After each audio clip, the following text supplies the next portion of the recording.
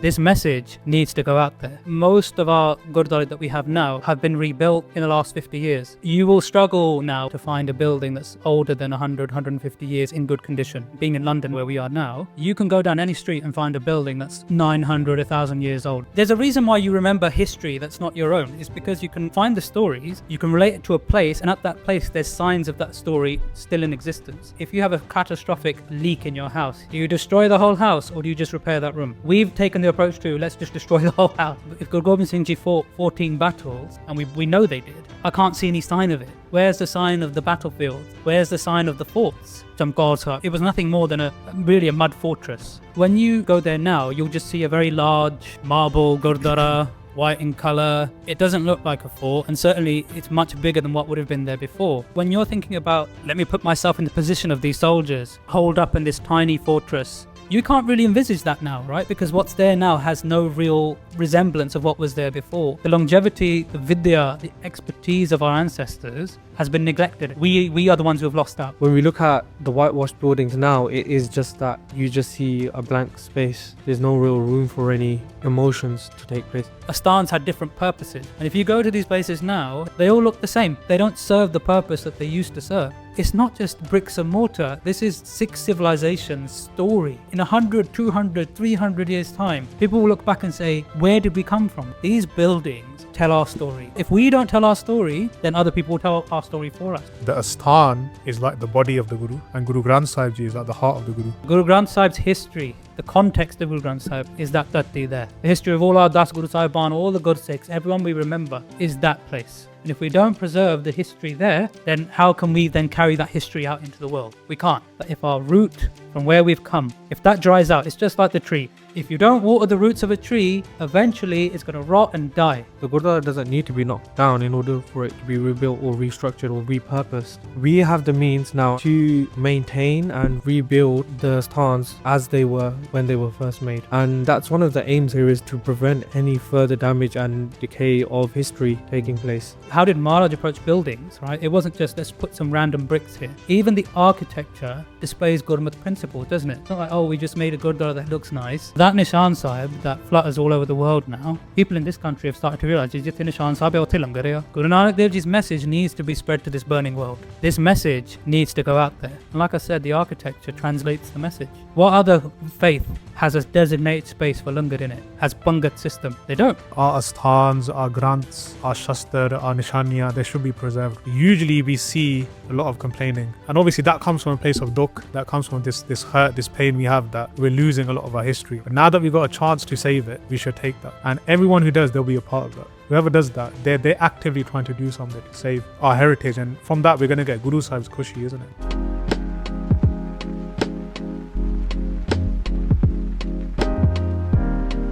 So welcome back to another episode of the BOS TV podcast. Today we have a very interesting and cool episode. We have some familiar faces on the podcast. We've got Bhai Resham Singh Ji and Ustad Jewelpal Singh Ji. No, this is not Baba Sham Singh Ji part 3. Ran that joke beforehand. That hopefully good, but that'll come one day. But today we have 2 of our guests and also Bhai Mandeep Singh Ji here as well today. And today we're speaking about a different Uparala, different project, something exciting that's taking place right now in the Panth. And I think just one interesting thing I'd like to say before we start is that through the podcast that we've done in the past, we've spoken a lot about individuals, we've spoken about Guru Sahiban, we've spoken about Gurumukhs, but a lot of the times that the people that we're speaking about, those situations, those stories, those sakya have taken place at a certain asthan, right? But I guess you could say we don't put a lot of emphasis on the asthan most of the time, right? And that's quite fitting with today's topic, which is about this new project called Virasati Asthan Seva. So can we just go through that a little bit, just to quickly get into it? What is going on? What are you guys working on right now? Why does the Sangha need to know about it? Waheguru Ji Ka Khalsa, Waheguru Ji Ki Fateh. Thanks, Bhai Sukhdeep Singh, for the intro and having us on today. So Virasati Asthan Seva, to jump to the point, is a new charity that we established in January, just gone, and we publicly launched in April. And basically, the charity has been set up for Sikh heritage conservation, specifically focusing on Asthan or buildings. So that's any building that has any relation to Sikh history predominantly. And we decided to set this up because we've known for some time that, you know, Sikh heritage, Sikh buildings, like you say, often don't receive the focus in many of these stories or many of the discussions that go on. And it is a very large part of sort of our history as a people. And so we thought we need to think about some sort of aparada that focuses more on the Asthan and starts to think about our built history and what that tells us about Gurmat. And I think as the podcast goes on, we'll start to delve into those topics more. But essentially, the charity's main focus is now looking to save historic Asthans in India, in Punjab predominantly. Those Asthans that are still authentic to some degree. So have some level of antiquity or age to them, are associated with somebody from our heritage, a place where something, you know, significant has gone on, and where the architecture actually has age to it and tells us something about the past. Yeah. Just one question that comes to mind for anybody that's listening, and that might say, you know, why is this important? Is any link to Itihas or to Guru Bani that maybe talks about the importance of Asthans of our Guru Saiban or so on? Well, there's a lot of use of the word, you know, Asthan across Gurbani, and the idea of us, you know, of the Asthan as a broader concept. So I mean, at its broadest level, people think of Asthans as, okay, this is a building, okay, but we also sometimes think of Pothi Parmeswar Ka Asthan comes as an example, right? The place, so the Pothi is the place of Parameswar Vaheguru, right?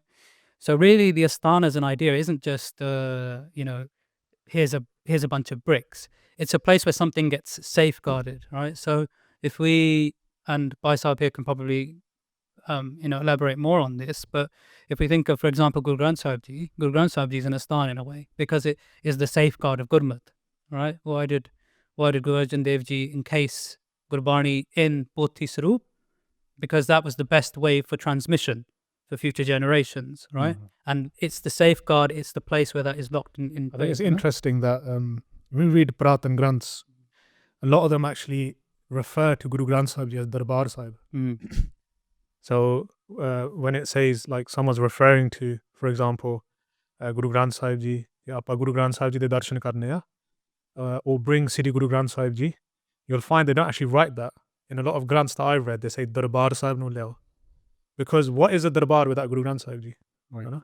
So Guru Granth Sahib Ji is the Darbar in itself. Maharaj नहीं है फिर Darbar केड़ा है ना?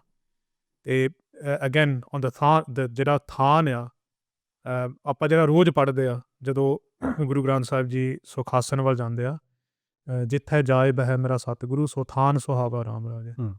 ਤੇ ਜਿੱਥੇ ਵੀ ਗੁਰੂ ਸਾਹਿਬ ਜੀ ਨੇ ਚਰਨ ਪਾਏ ਆ ਤੇ ਜਿੱਥੇ ਵੀ ਸਤਿਗੁਰੂ ਸਾਹਿਬ ਜੀ ਨੇ ਆਪਣਾ ਦਰਬਾਰ ਲਾਇਆ, ਉਹ ਅਸਥਾਨ ਬਣ ਜਾਂਦਾ। Yeah, so I mean, from those Panktiyam, we get the idea that Guru Granth Sahib themselves are an Asthan, but then Guru Granth Sahib Ji has to be housed somewhere. And for us, we understand that place then, even where Maharaj as the Darbar is, then Maharaj is housed in a Darbar within an Asthan, right? So we always say this, right? Even our houses, for example, we bring Maharaj to our house then for the time that Maharaj is there becomes a Darbar, right? And we start to refer to the room where Maharaj is Prakash, Darbar Sahib Jao. This is the Darbar Sahib, this is where we're going to put Maharaj's Palang and do the whole sajawat that we need to do. And then when Maharaj goes, then it ceases to be that, right? But then there are certain places where, and it's not just Gurbani, but then there are certain places where Sikhs or the Sikh Sangat have been. So Maharaj talks about the Sangat being an Asthan as well, or a Than, you know? As a place, as a fortification of Gurmat. So when we're starting to think about, okay, how does Gurbani relate to buildings and Asthans, Maharaj themselves have sort of given us different examples of how to encase something becomes an Asthan, and then the building starts to take on the gravitas of what's gone on there. So that's where really the Asthan takes, you know, that's where its place is within Gurmat and Gurbani. No, thank you for that, and just giving that clarification when it comes to even Gurbani as well. Before we go any further, so there's two questions I have. The first one is that why is this seva started for? And if you look at other faiths, are they doing the same thing? So if I know, there seems that, is there a problem in the Panth? Is there a reason why you've had to create this charity? And what do other faiths do when it comes to this type of work that you're looking to do right now? So what we're coming to now is the crux of why we've even done it. So I've been going to India quite regularly since I was young, and initially I was always taken in, and who's not taken in by the sort of splendor of the Darbar Sahib, right? That is the jewel in our crown, and everybody. If there's one place, a sthan that everybody knows, even non-Sikhs, right? It's the Darbar Sahib, Golden Temple, Sri Harmandir Sahib, the different names it goes by, and that place, even for somebody who doesn't understand the religious significance, right? You see all these Western travel bloggers going to the Darbar Sahib right now. Yeah. They don't understand the spiritual significance, but it captivates them. And you can say, why does it captivate them? Obviously, Gurbani, the spiritual peace, the langar seems to be a big thing that fascinates people, just the sheer scale of it, but also the beauty of the building. There's no denying that. And we as Sikhs ourselves do hold it up, not only because of the Itihas, because it is like what you can say, like I said, like the jewel in the crown of a stance, right? It still has all that splendor. And we can talk about why it was picked to be that jewel in the crown when it was decorated by Ranjit Singh. But then I started to think about, well, okay, when we look across the rest of history and the rest of our stans, and as I started to grow up, I started to think, well, these buildings look quite new to me, not the Darbar Sahib, but a lot of the Gurdwara that we go around. And suddenly, when you start to delve in a bit deeper, you realize that most of our Gurdwara that we have now, many of them that we see, have been rebuilt in the last 50 to 70 years. You will struggle now when you go to Punjab to find a building that's older than 100, 150 years in good condition. Darbar Sahib is the one exception to that rule. But the vast majority, if they've not been rebuilt or sort of, and they've been left alone, then they're in quite a bad state of dilapidation. Now, why is that important? This is going to be a long answer to your question, because this is the fundamental reason why we started the charity. These days, right, we growing up in the West, we look around and we, even being in London now, where we are now, you can go down any street and find a building that's 900, 1,000 years old, and you'll find it very easily. We're very used to seeing that. I was driving through Kennington the other day, and I saw this bell tower that's 1,000 years old. I saw it had a plaque outside, and they'd built a new church behind it, but that bell tower was still standing.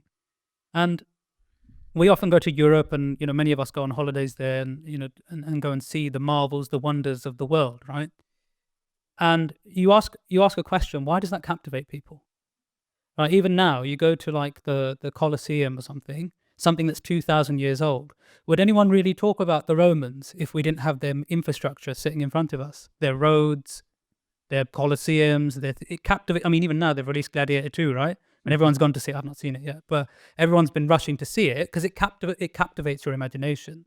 And the Darbar Sahib does the same thing, by the way, because everybody goes there and thinks, wow, look at this site. This is this epicenter of Sikhi. So much history's gone on here. So much blood has been spilt. So many Shahidiyan. Guru Arjan Dev Ji, Guru Ramdas, Guru Amar Das established this place. So we bind with it, right? But the problem that we see now going forward is that much of what we see in terms of heritage doesn't really relate or doesn't captivate the imagination in that way, because the new buildings don't really echo what happened there in the past. So like when you go to the Colosseum, right, you don't even have to have read a book. You can feel like, wow, this is a massive auditorium. There would have been a spectacle here. There would have been fights. It doesn't take any education, right? The imagination runs away with itself. And why is that important? People ask the question, well, Maharaj is like drawn upon this tradition across the whole of Gurbani, right? They have talked about, different stories and epics in Gurbani that captivated people and were well known. They have talked about, they brought in the Dadi tradition, right? And that was to captivate people too, right?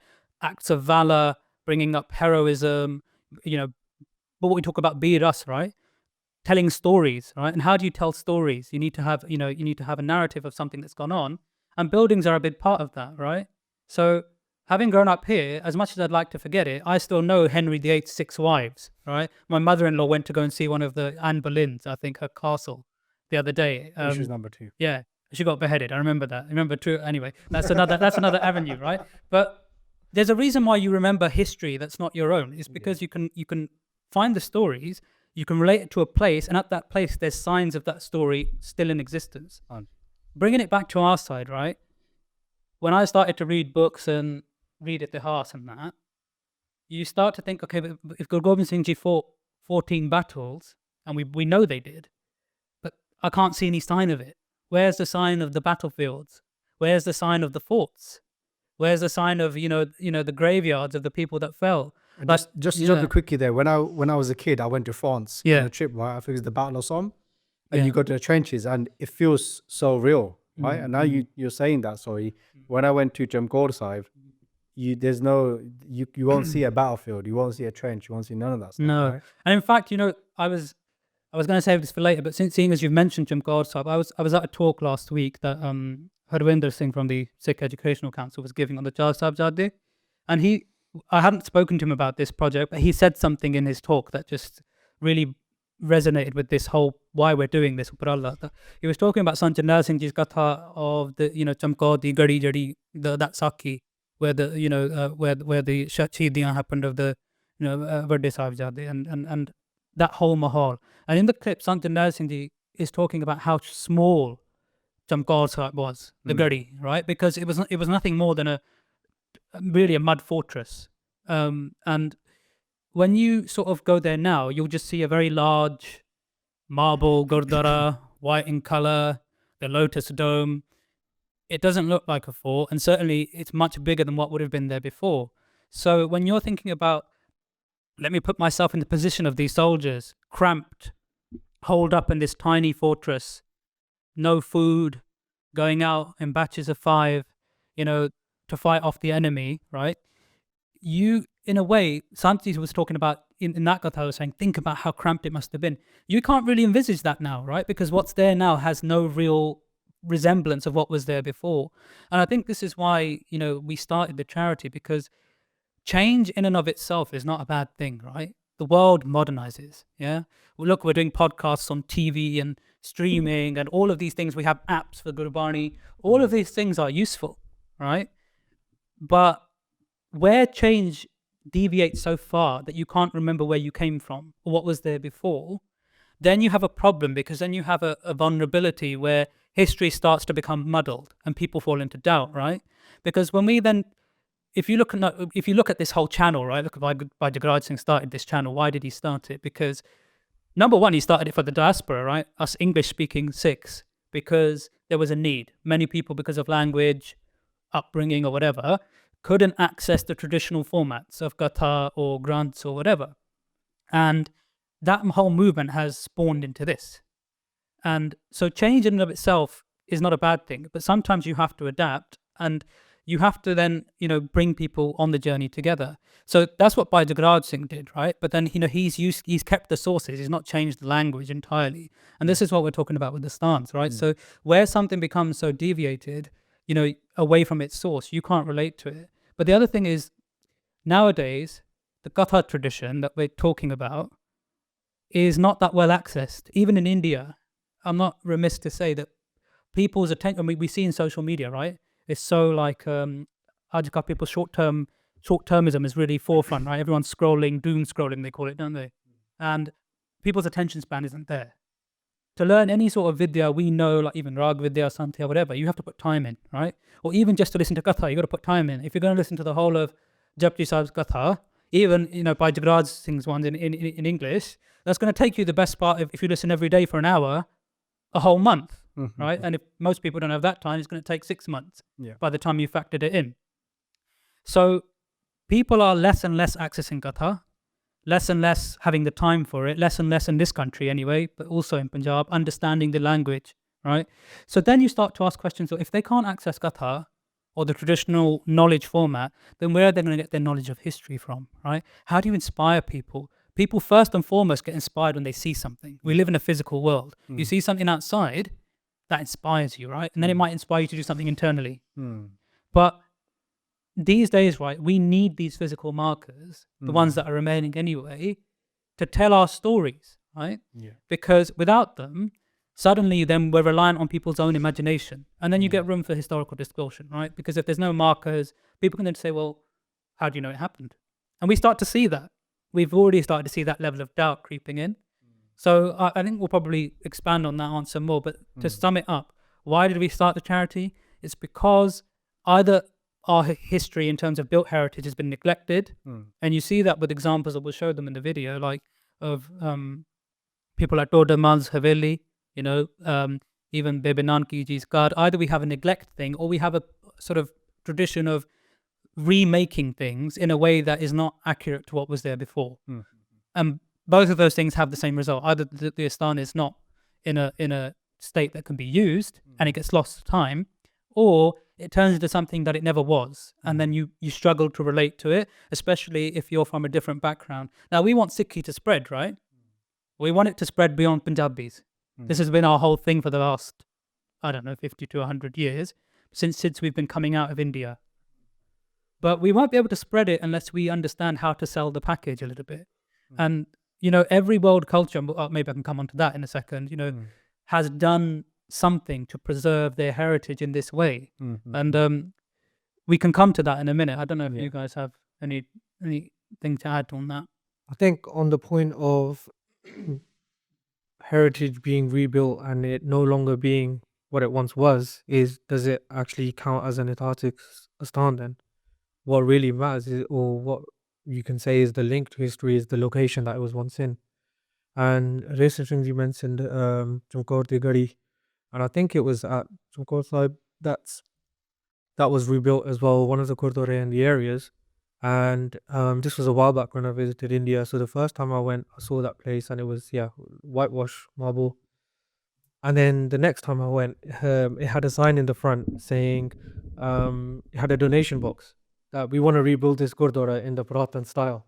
But then it begs the question, why knock it down in the first place? So there is clearly a demand from the Sangat to want to see Puratan Asthans.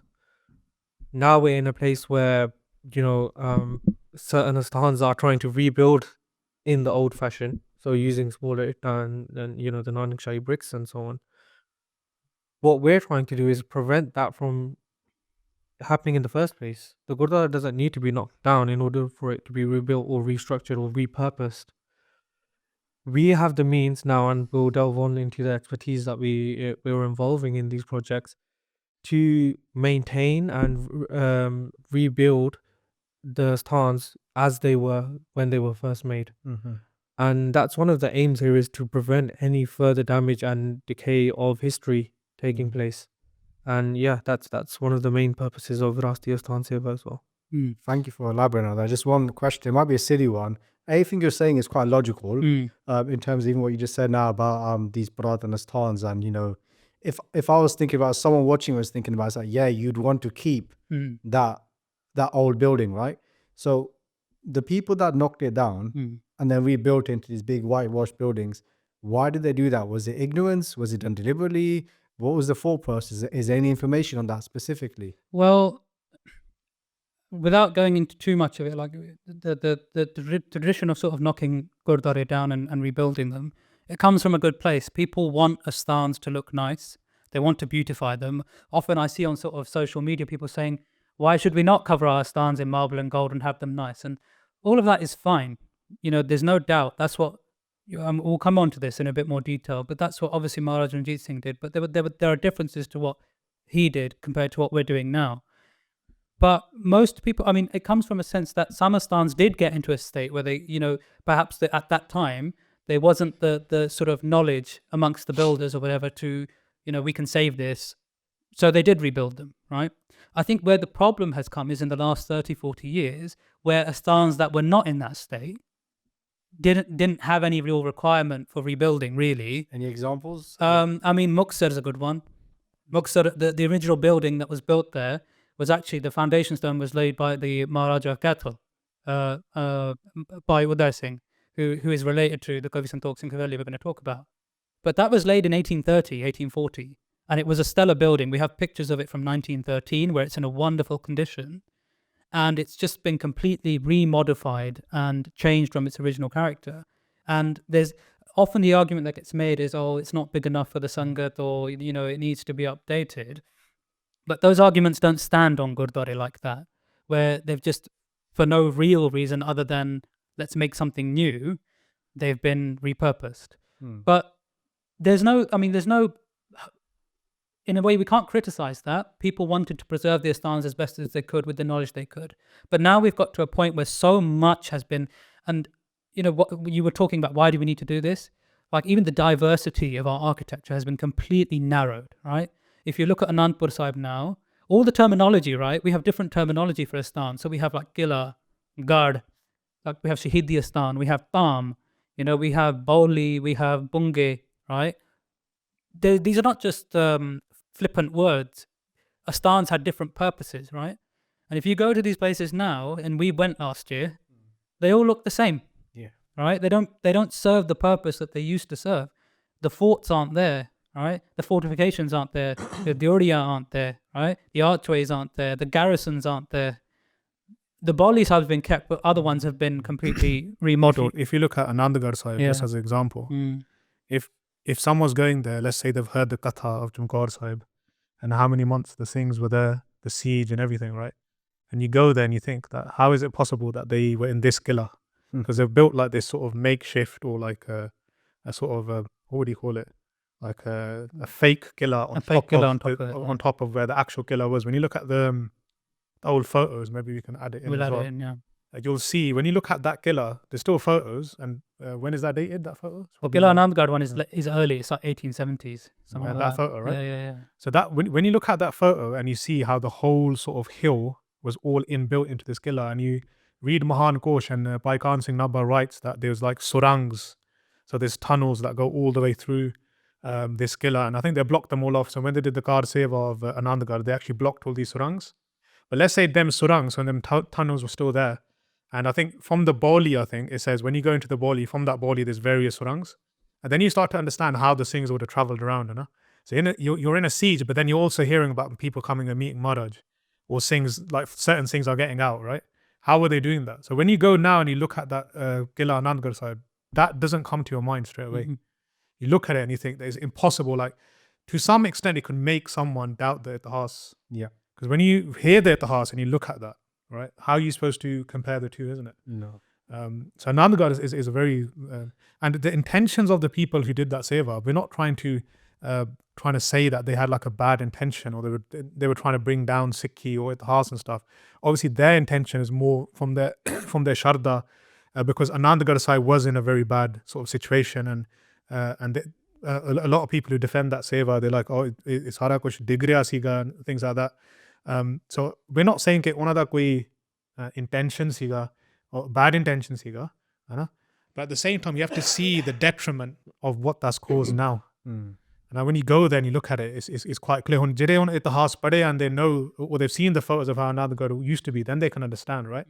But let's say the armed Sikh, the armed child who's heard these sakya and they go there, imagine that was still there and how inspired they'd be just by looking at that. It Yeah. fits, it's like a puzzle, isn't it? It all Yeah. fits together. And if you look at those photos as well, if you look at the old photos of Anandpur Sahib as well, you can see the high vantage point, but you can also see dense forest as well, right? There's cover. You can see that from a military tactics point of view, why Maharaj chose that location. And also, from that military advantage, how the Singhs, beyond their Shakti spiritually, were able to use that military knowledge to inflict such heavy losses, right? Because now that it's all marbled over and flattened and the trees are gone and all of that land has changed and had a facelift, you can't really appreciate that. You can't, even strategically now, the 5 forts around there, you can't appreciate how those 5 forts would have worked together. None of them are forts anymore. Well, they're not forts So anymore, they just yeah. they've been Yeah. made into like standard guru cards. So when we say Anandpur Sahib had 5 kile, there is no kile now. Mm. There is no kile. So when you go there, you think, where's the killer? Yeah. Even the old photo of Takat Keskar Sahib and Anandgarh and all of them, you can see, I mean, it captivates the mind a little bit. You can see these like gummers, the domes on the edge, like watchtower posts where they could have been shooting arrows from. You can see narrow window type slits. You know, you see on Western castles, the sort of arrow slits from where you can fire from. You can see all of that on that building, right?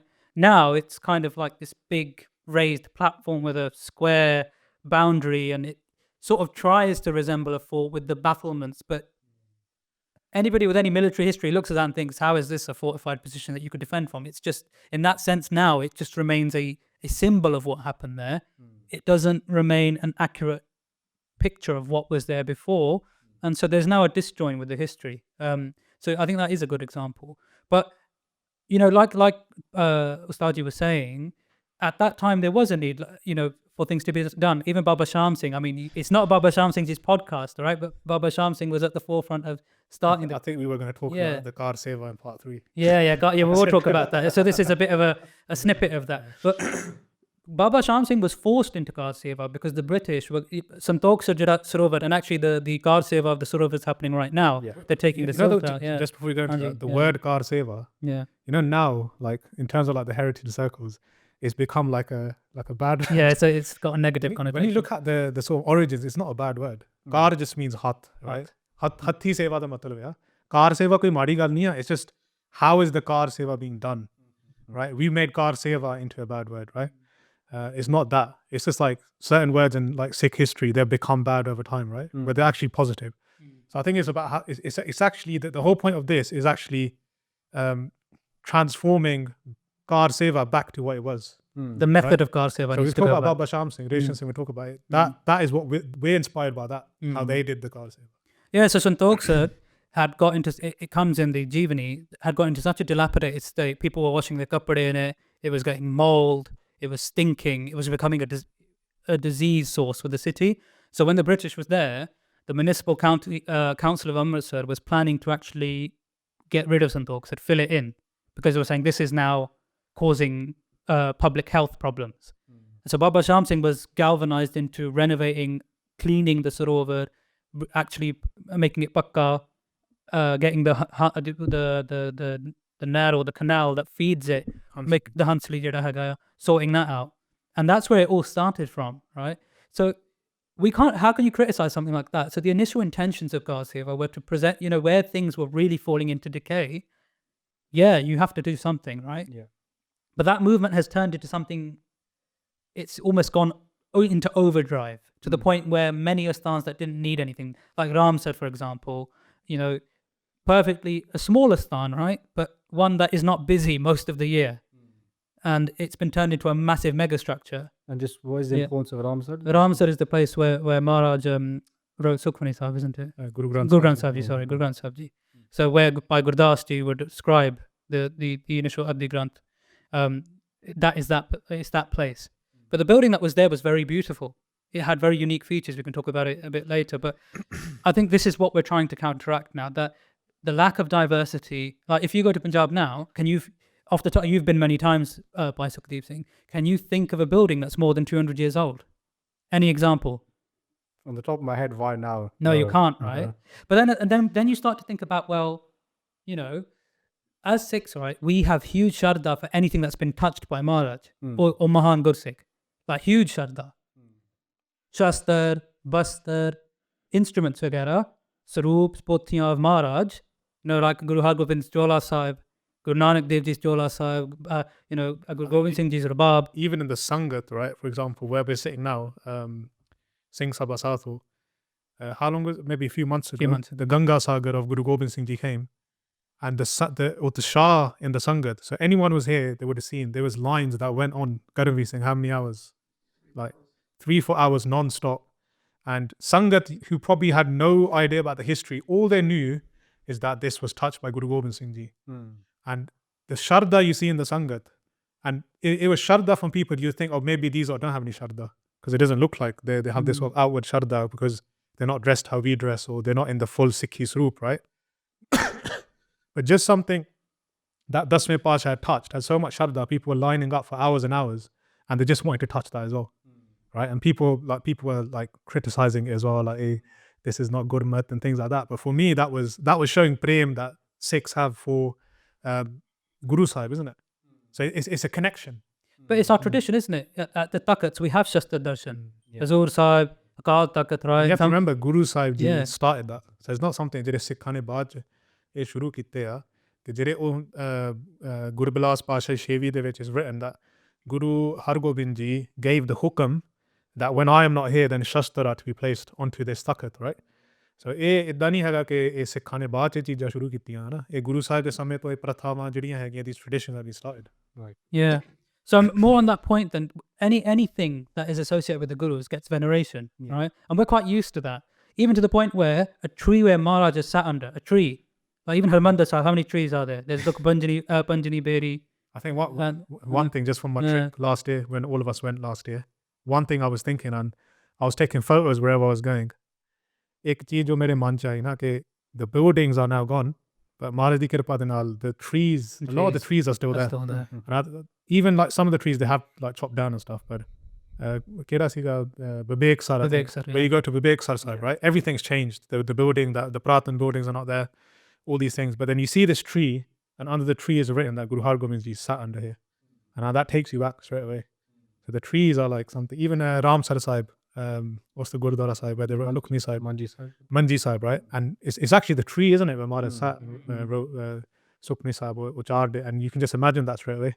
It connects you straight away. Yeah. So when these things go away, it's the Sangat that misses out the most.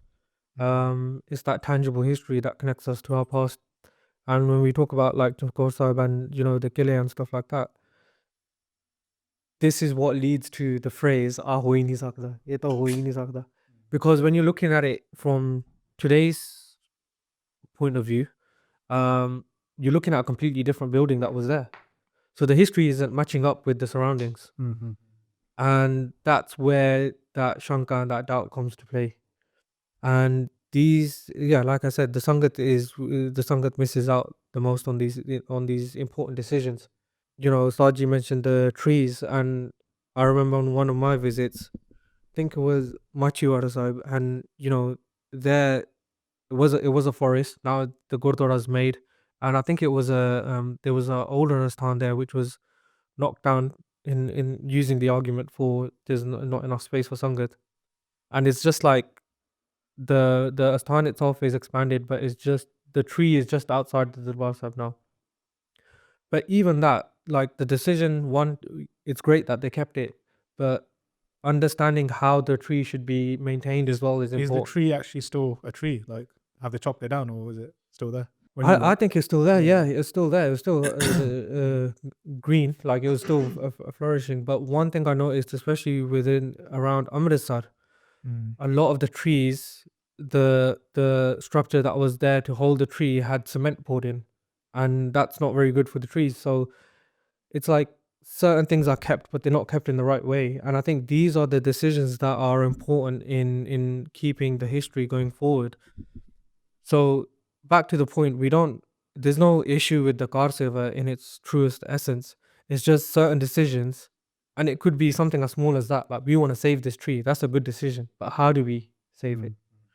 And these are the areas of expertise which are needed in to be brought in to make sure that there are the right people making the decisions. And it can't just be like, okay, look, this is here, let's just fill it with cement and it should last a lifetime. It's not the case. I think the important thing here is Kar Seva has been going on and it will continue going on. It's just including the right people to do the Seva in the first place. I think, what I was trying to, if I bring the point round now, we as Sikhs are used to maintaining Guruji's Vastuan, anything like that, even to trees, all of this, right? What has happened though is a disconnect to the Asthan, because it's for some reason it doesn't then extend to, well, this Asthan, Maharaj's actual charan were here. And I'm actually reminded, Baba Sarabjot Singh Ji Bedi, who's the current Gaddi Nashin of the Bedi Vansh, Guru Nanak Dev Ji's lineage through their second son, said something once, because one of our other projects is directly related to that family, because the Asthan is of their families. They said, when we asked sort of like, because they've kept their buildings in the original state, and they haven't changed anything, and some of them need a bit of, they need some renovation, conservation work. But we sort of asked, well, why haven't you done anything till now? What was your thinking? And they said, pata nahi ki kede gurmukh na hath naal ithe pa ke na, we don't know who's done it. We don't know which gurmukh has put a brick here, or who's placed it. How much kamai will they have? How much takat do I have to move it unnecessarily if it doesn't need to be moved? And we need to think about that, right? And in our earliest history, I think Gurbilas Pasai Shevi comes as well, about how the Thada Sahib Akal Takht, how it was built by Baba Buddha Ji, Bhai Gurdas, right? Those bricks. किसे राज ने हाथ लगायो, कि महाराज ने हुक्म किया कि any कारीगर, any craftsman cannot touch Sri Akal the Thada Sahib, and only Baba Buddha Ji and Bhai Gurdas Ji, they were allowed to build that. No? So even now, when the Akal Takht Sahib was rebuilt, that area was not touched. You know? And there's different stories. I'm not going to go into the politics of that and about that Thada. Some people were saying that some people were trying to destroy it and stuff. But ultimately, the Singhs who were doing that seva, they made sure that jehda oh Thada hai gaya under Baba Thakur Singh Ji and other Gursikhs, that Thada was not allowed to be touched. So when you go to Akal Takht Sahib now, even that same Thada is still there. So that's connecting us, isn't it? Bhai Gurdas Ji, the original bricks that under Guru Hargobind Sahib Ji's hukam, the original bricks that form that Thada, and the Thada that Guru Sahib Ji sat on, that's still there.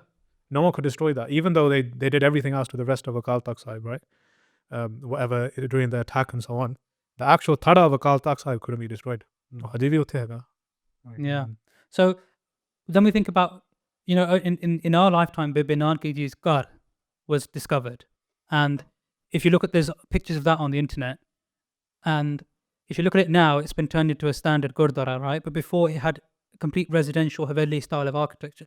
Again, we accept it was in a bad state, no doubt about it. But it was discovered recently.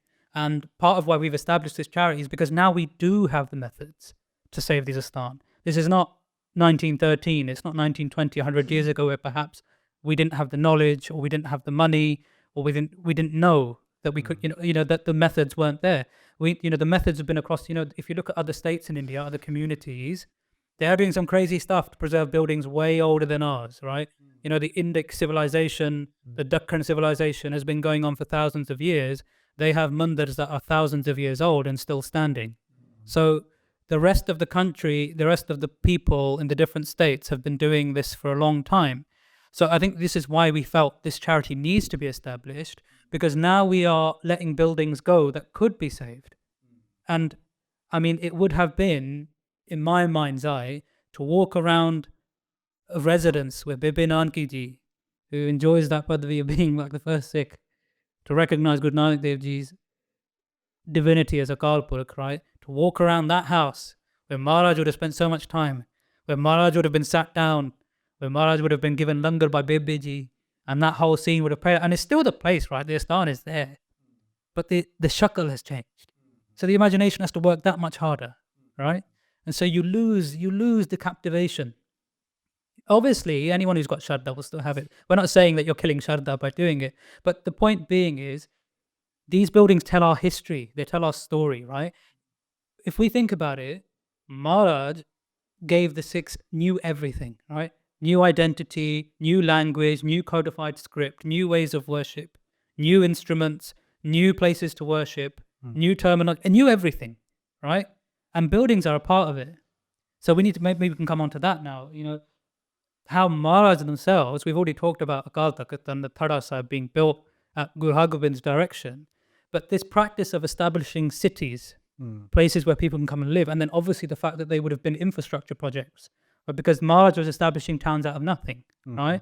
So if we think about it, Guru Nanak Dev Ji established Kartarpur, Guru Angad Dev Ji established Khadur Sahib, Guru Amar Das Ji, Goindwal Sahib, now Guru Ramadas, Amritsar Sahib, Guru Arjan Dev Ji, Taran Taran, Guru Hargobind, Kiratpur.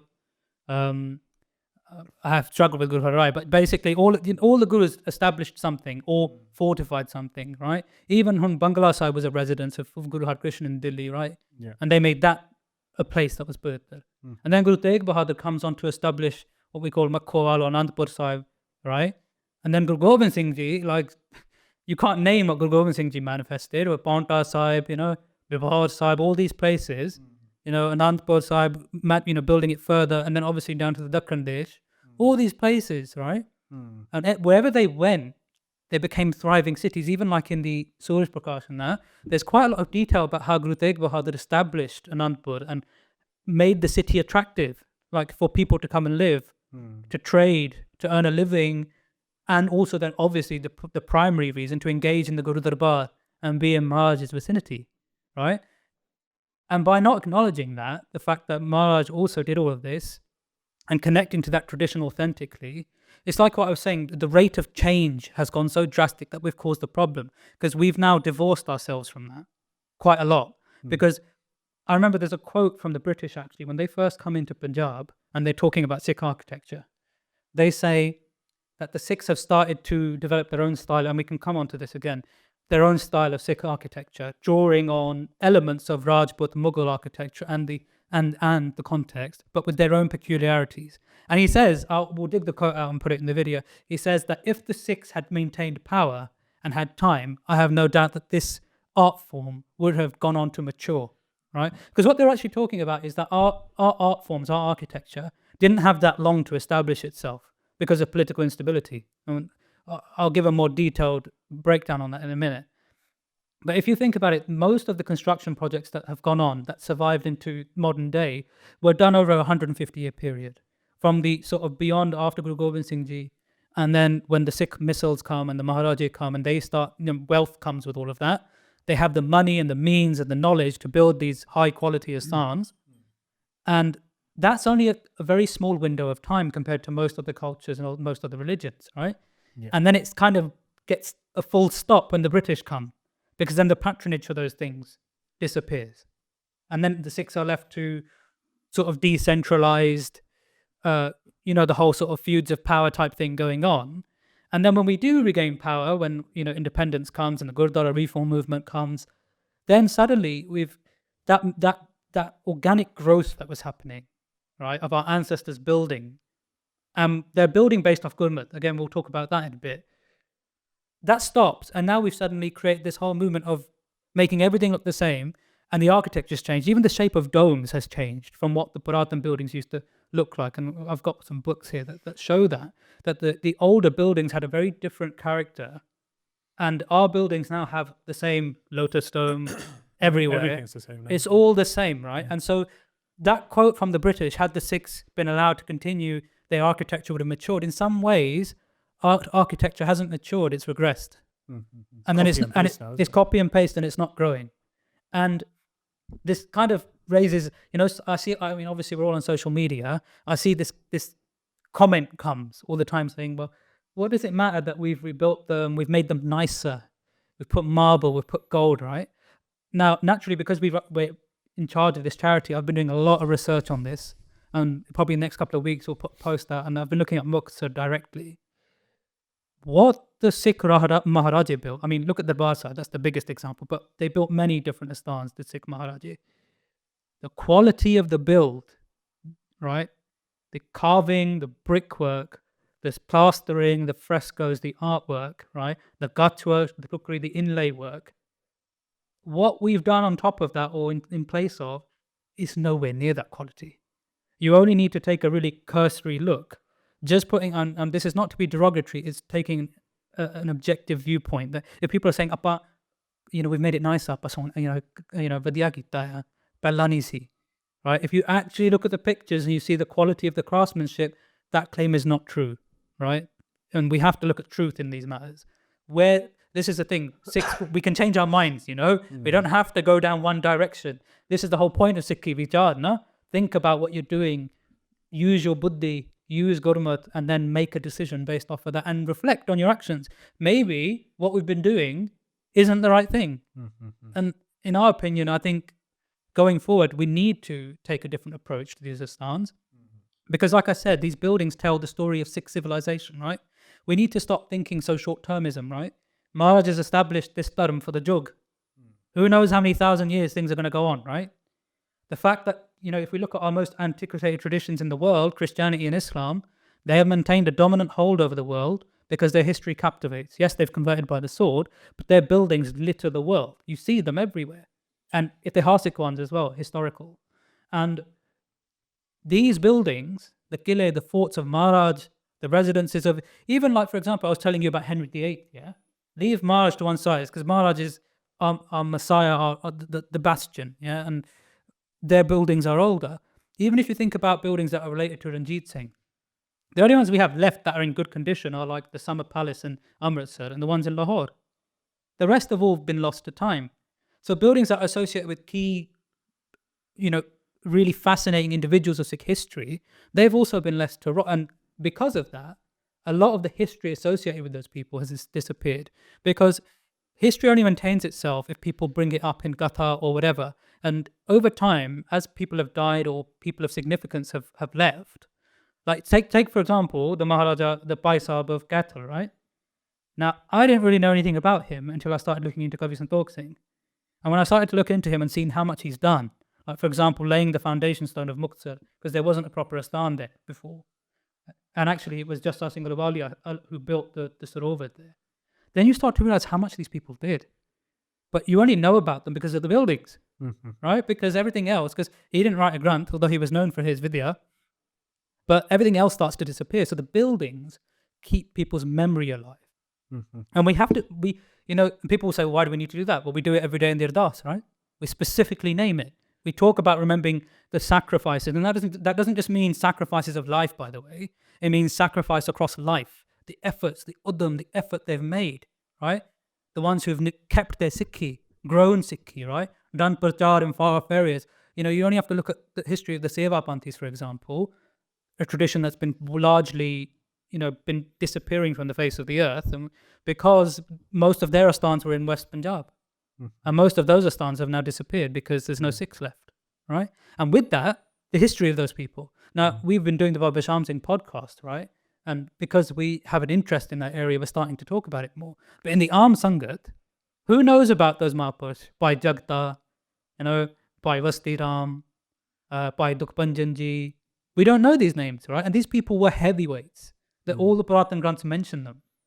And their contribution to spreading Sikhi in unfriendly, inhospitable places, as Sikhs, we owe them that to keep their memory alive as well, because we do it in the Ardas. It is a Sikh tradition. We're all about, and even nowadays, right, we talk about, people sing Taddi about that. People make dharmic geet about that, right? Because that's recent history. So if we're doing it about recent history, and it's our Panthic tradition to do that, which is what I'm saying it is, then we also need to do that and think about how is it being done for the Gursikhs that have gone.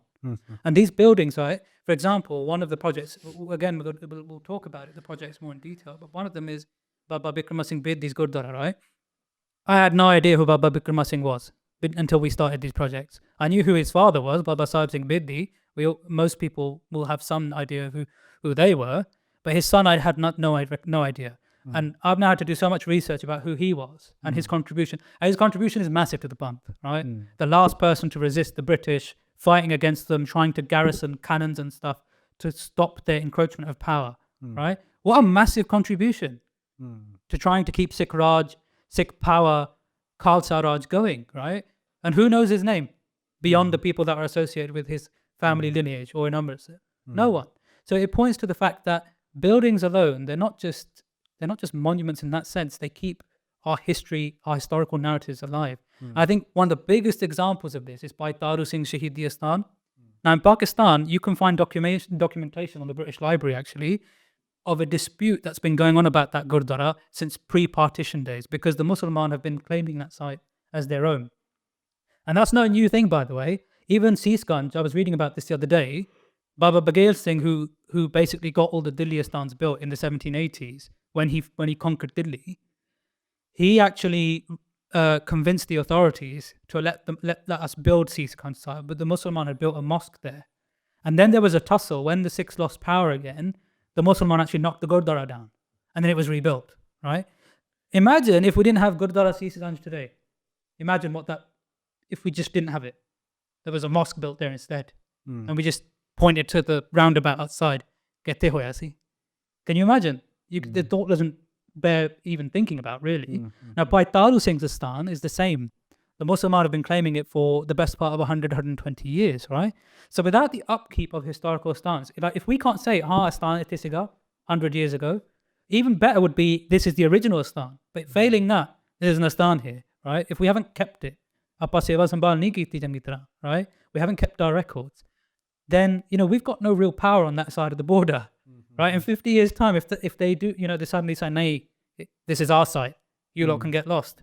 Then we've lost Bhai Taru Singh Shahidi Asthan or Mahan Shaheed, right? So we have to think about, it's not just bricks and mortar. This is Sikh civilization's story, right? When in 100, 200, 300 years' time, 500 years' time, when we're 1,000 years into our history, people will look back and say, where did we come from, right? And you've got to think about it this way. The Musliman have got mosques, like the Dome of the Rock in Jerusalem, is the third most important site in Islamic history. Undisputed. And it's disputed. Yeah, it's built on the site next to the. Well, it's the most sacred place for three religions. Yeah, for three religions. religions, It's got the temple. They believe the Holy Temple of Judaism was built at the same site.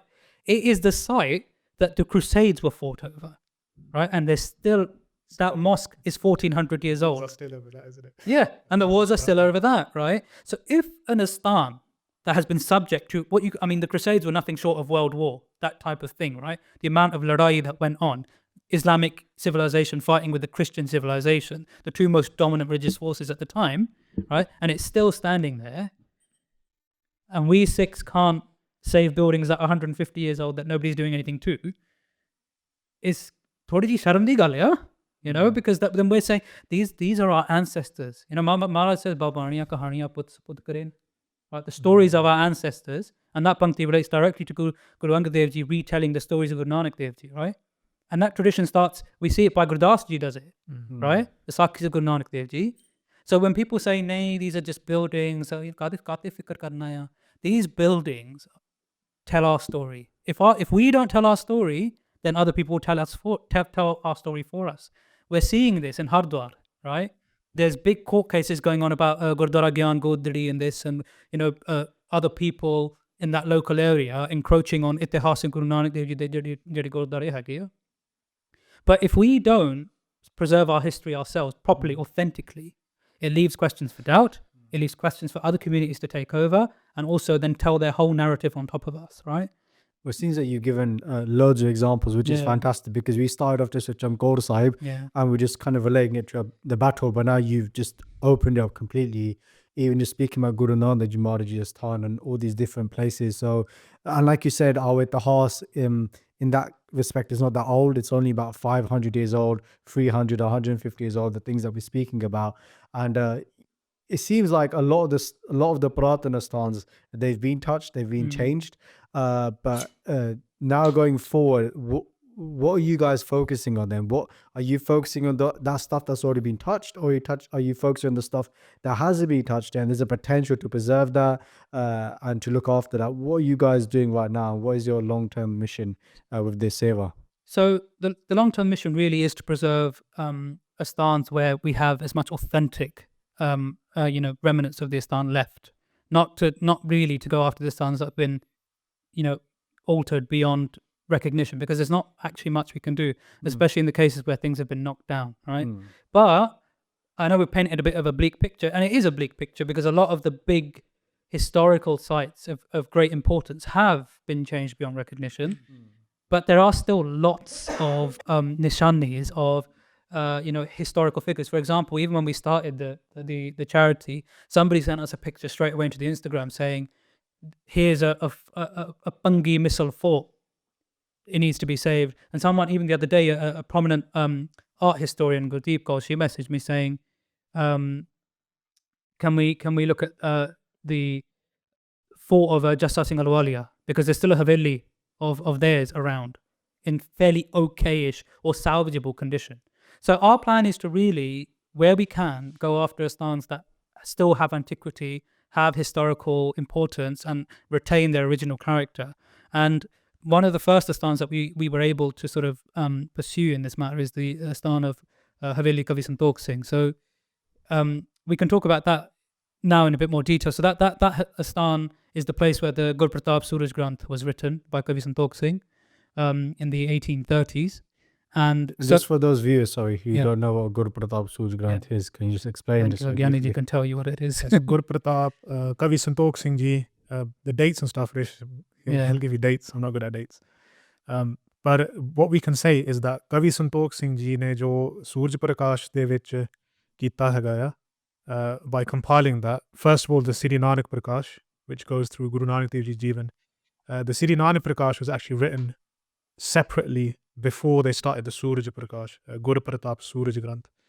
And it's due to Kaviji wrote the Nanak Prakash, and the reception he got from that, the praise he got from that, later on takes him to write the Gur Pratap Suraj Granth.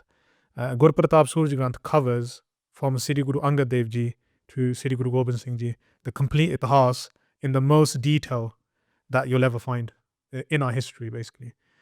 So what we call epics, in other traditions they have epics like the Mahabharata, or what's the sort of Greek epics, right? Odysseus and These stuff, sort of yeah. things. Odyssey. We can compare what Kavi Santokh Singh Ji did to that, because that's the level he did it on, the detail he did it on. We've got a lot of granths and we've got a lot of sources, right? But what Kavi Ji has done, one, on the level of bringing all the previous knowledge of granths that we may still know, for example, the Janam Sakhis, right? And then Kavi Ji also writes about things that had happened in the Janam Sakhis, where Janam Sakhis had got altered or gone into the wrong hands, right? And Kavi Ji is now, what he's doing is filtering out things which are not Gurmat or whatever, right? Or things that have been added in. Kavi Ji writes this himself, right? So we're not talking about altering Kavi Ji's work, we're talking about what Kavi Ji says about when he writes Nanak Prakash. And then Gur Pratap Suraj Granth, you see Kavi Ji is using all the sources before him, Mehma Prakash, and then you've got the Panso Sakhi of Bhai Guru Baksh Singh Ji, Bhai Ram Kaur Ji, Gur Bilas Pasha Shevi, Gur Bilas Pasha Dasvi. So all these sources, Kavi Ji's brought them into one source, right? But the other thing Kavi Ji does, which is really important, is that he himself goes to various asthans, and we're talking about the asthans now, and asthan seva, and he looks and he witnesses these asthans for himself. And when you listen to the Katha of Suraj Prakash, many times Kavi Ji will say himself that I've been to this place, and they'll say Aaj tak isi prakar hai. So let's say Guru Sahib Ji did a bachan ke ithe, this is going to happen in the future, or this place will be maintained in this way, and he goes, I've been there and I've seen it. So Kavi Ji wasn't just writing a history. This is the other thing as well. We have history books, right? So there's various Sikhi history books you can buy on Amazon or whatever, and that will give you facts and figures. Guruji went here, Guruji did this is the date, this is the whatever, right? When you listen to Suraj Prakash, it's not the history in the sense of a academic history, or what would you call it? A dry stale history, right? That brings history alive. Is that we say that you listen to Suraj Prakash Katha, and whatever Kavi Ji is talking about, thade samne aa janda. Why is that? Because they're writing it from the viewpoint of Shraddha and Prem for Guru Sahib. So the whole point of this Katha is to increase our Prem. It's not just a history book, right? How people start looking too much into these sort of nitty gritties about history and all this stuff, right? Just Suraj Prakasha is a vehicle of Katha, and Katha is something that was done in the Sangha to increase Prem. Like Narad Muni, Une ek granth likhya, or his sayings, you could say, Narad Bhagati Sutar. You read that and he says, one of the best ways to increase your Prem for your Isht is Katha. You listen to the stories of your Isht, var, ode na thoda prem upjada hai. So that's Suraj Prakash. And again, just bringing in that thing about Kavi Ji actually went to the places and he's mentioned that. So you could say Suraj Prakash, in a sense, is time capsuling those asthans as well. What the kive sige? Te o asthana di ek asthan di ki kende hage a. One the importance ki a. Because I'll give you an example. You go to any Gurdwara in Punjab, in India, there's always a board, isn't there? There's a board dekhe hone hai. Darbar Sahib de aale duale, all these different itihasik Gurdwaras. Just go there and tusi menu dasso the ki likhya hai. There'll be a quote from Suraj Prakash. Yeah. So every Guru Kar, every asthan outside on the board, what is the granth that they're using to say it is asthan te ki hua? Suraj Prakash ki. So look at the importance of that granth in our history. Whether it's about our Guru Sahibs and increasing our prem for Guru Sahib, but also the importance of the asthans and the history in terms of our material history as well. Jehde sade traditions vi are, but then our material history. Ek asthan di ahmiyat ki hai. What's the importance of every asthan? Baki tusi. Yeah, so I think Benny's just giving you a good summation of what Kavi Ji did, and I just want to pick up on one thing that he said again. We're talking about storytelling here, right? And the asthans being a big part of that. Like even Barney, people ask this question. Gurbani is written in poetic form, right? It's not a dry didactic text. It's the expression of the soul, right? And Katha does the same thing. It goes into your emotion to make you feel something, right? We need historical textbooks, so that doesn't. This isn't to take away from the people that have done the academic study. There's a place for that as well, right? But I'm pretty sure most people say reading one of those books, nobody's like developed prem, right? Even now on Podimi Hinaya, and we're going to hear all the sakis of the Vadde, Chote Sahibzade, all the jang, everything that's going to happen. And it's going to happen across Gurdwaras internationally. Itihasik Gurdwara itthe bhi hona hai. Where's all that coming from? Right? And it creates, if you think about it, I was thinking about this, right? And it's not to, I'm not comparing, but I remember as a child reading Tolkien, Lord of the Rings, yeah? And after a while, I was like, this guy keeps describing Patte in so much detail, leaves, it just goes on forever. But it's very vivid, right? And in an age when you're thinking, there's no film, there's no video, right? Now we live in a video age and everyone's used to that. And that's only come about in the last 70 years, right? So at the time that Kaviji is writing, and for most of human history, we don't have technology like that. So then you're reliant on the written word and oral tradition to inspire people, yeah? We get inspired sometimes when you watch a documentary or whatever. This is the written form of that. It's the original source form, right? And if Kaviji had just written, this is today's day and Aj aa hoya, bas. You know, what are you going to get from that? Do you get any feeling? Do you get inspired? Do you feel something? Not really. So what Kaviji's done is both historically important because many oral histories would have disappeared if Kaviji hadn't written them down, because up until that point, a lot of stuff had been preserved through what we call Sina Basina tradition being passed down, you know, stories being told, yeah? And, you know, even nowadays, I think I said this in a previous podcast, that we lost more than 60% of our heritage in the partition. So many sites of historical importance, right? And most of that is now starting to fall down. Like you can see on our Instagram and stuff, images of Gurdwara Rodi Sabit out on the outskirts of Lahore, where Maharaj used to spend time with their maternal family, Guru Nanak Dev Ji, right? By the time our Daris have gone fully white, most of that heritage will have fallen down, right? So the narrative, I mean, we've all got Wikipedia now, fine, right? But the source, right, for the stories of those places, because now the Sangats are gone, the buildings are gone, everything's gone. The signs that we were there as a people are disappearing. And in the next 100 years, they'll be gone entirely. They'll be just rebel. And the dominant community in that area will, who knows what they're going to do, right? So for the Sikhs to maintain more than 60% of their heritage, which happened on that side of the border, and some of the worst atrocities happened on that side, by the way, as well. And a lot of the jung, especially towards the Afghanistan border, happened that side.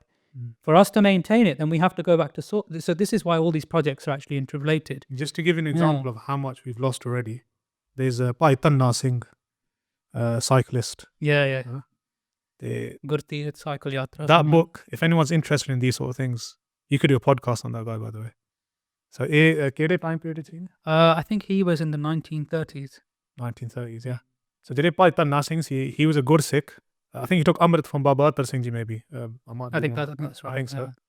And he had this itcha, that I want to do darshan of all the Guristans, yeah. So obviously his source when you read his diaries is Surya Prakash and other granths and stuff. And there's other Mahapurush and scholars who have done this work in some sense. For example, Pandit Tara Singh Narotam, he wrote Sri Guru Tirth Sangrah, where he's already in his time, he tried to make a list of all the sthans related to Guru Sahib. You know? What Bhai Tanna Singh did, which was really interesting, is that on his cycle, he did these. He did a few different yatras, right? And on his cycle, he tried to visit every asthan of the Guru Sahib. And ਉਹਦੇ ਜਿਹੜੇ diaries ਹੈਗੇ ਨਾ, they're really interesting to read. So he died really young, and it's a bit of a tragic story how he died. He died by accident. So he was at one of his friend's houses, and his friend was testing a gun, I think, a matchlock or something, and it fired, and he killed Bhai Tanna Singh by mistake, basically. So he had a very short life. I think it was in his 30s or something. But in that short lifespan, he visited like most of Guru Sahib's asthans, and he took photos. So this is going back to the 1930s. I think even one of the Anandpur Sahib photos, which is really famous, going around now, where you can see Anandgarh Sahib. Those are Bhai Tanna Singh's photos. Yeah. And the amount of photos he took, I think the Punjab Digital Library have them now. All them photos show how these asthans were. And when you look at them, how they were, and you look at it now, you can see the difference, right?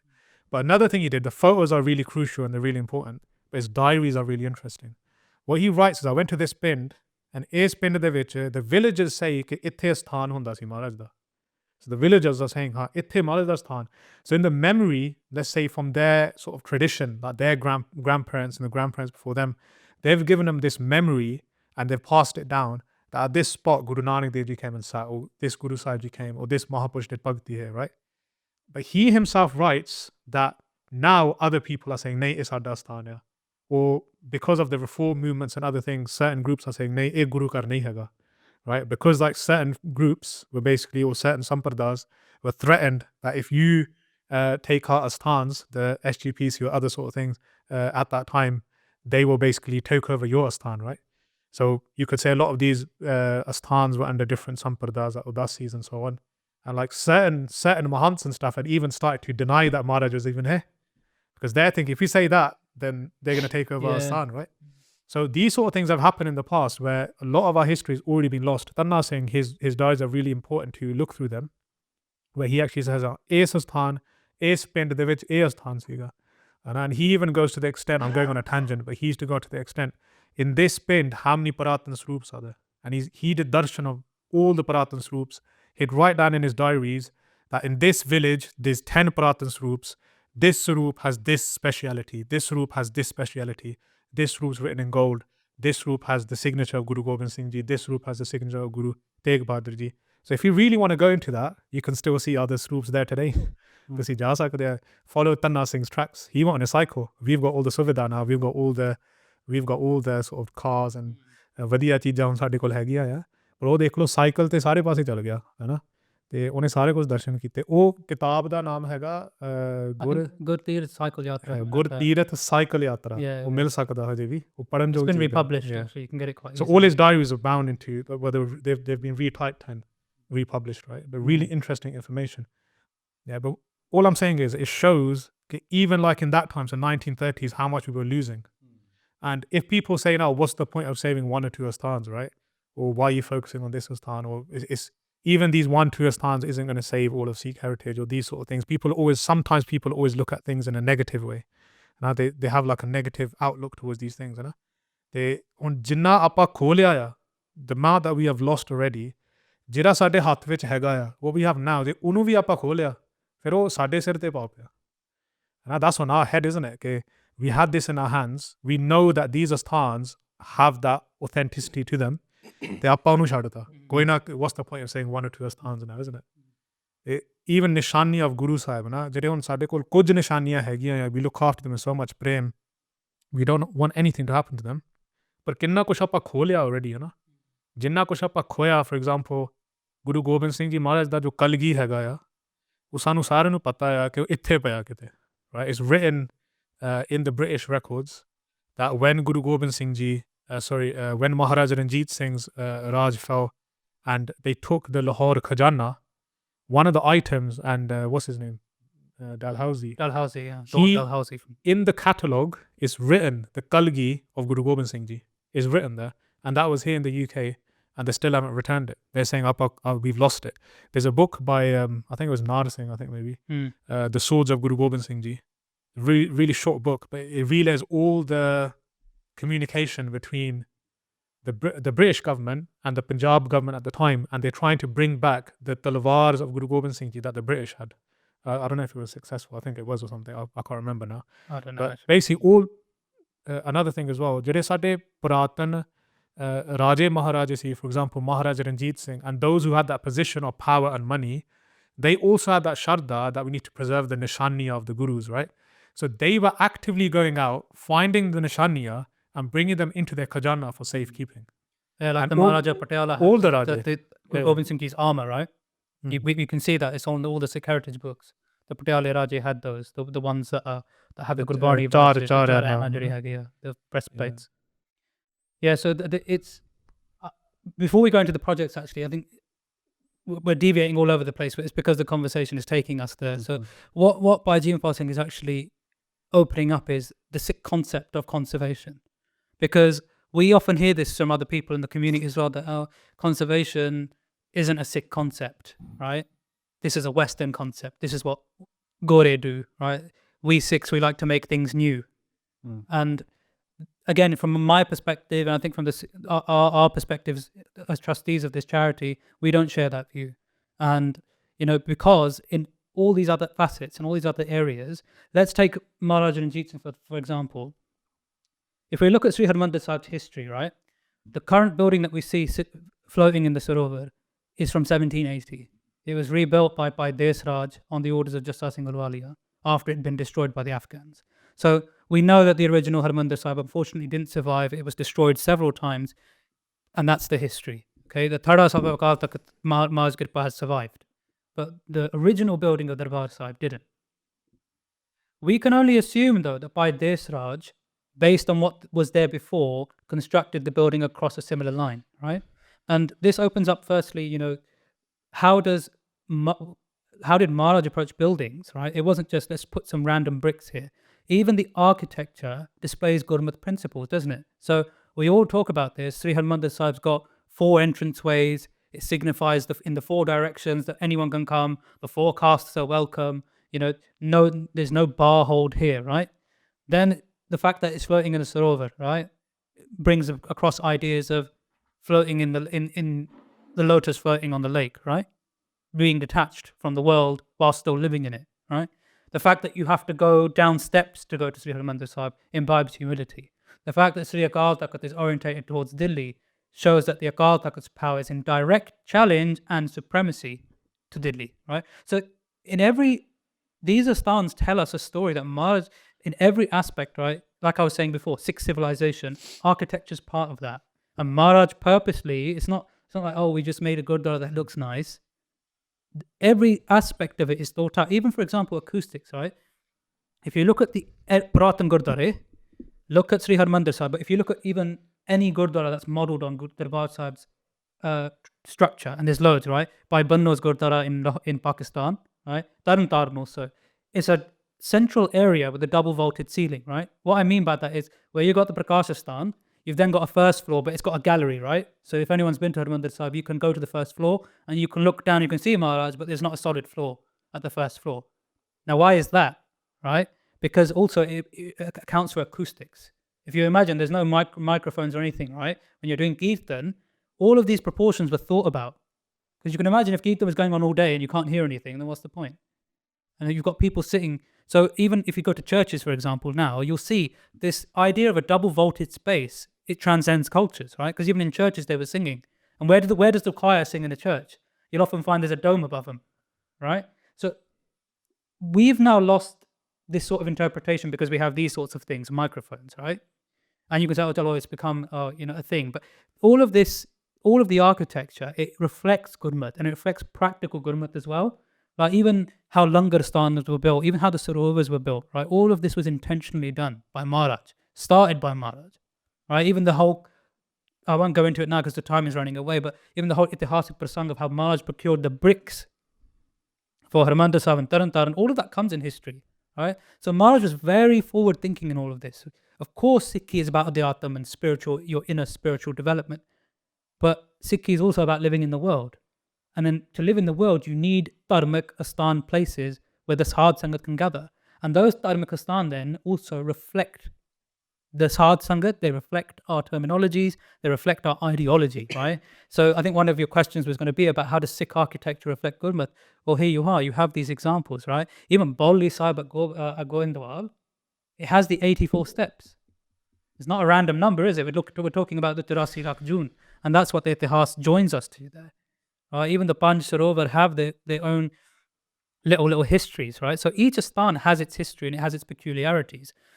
A certain Drakhat or a certain Nishani or a certain wall, even Gurudwara Granth Sahib, that's associated with Guru Nanak Dev Ji's marriage, is about a wobbly wall that, Maharaj gave a var that it won't fall down, right? So the asthans are directly related into the history, and then they actually reflect Gurmat ideology. But what did Maharaja Ranjit Singh actually do when so by Desraj builds the astan in 1780, all right? And it isn't until 1802, 1803, when Maharaja Ranjit Singh takes over Amritsar and establishes his Raj, that the whole beautification that we see now, the gold plating, the fresco work, the inlay work, the marbling, all of that goes on, happens in Maharaja Ranjit Singh, mostly in Maharaja Ranjit Singh's Raj, right? From 1802 onwards, under the stewardship of Gyani Sant Singh, of the Gyani Samprada, but using Muslim craftsmen from Jiniod, which is the village that Gyani Sant Singh was from, and was renowned for this sort of work.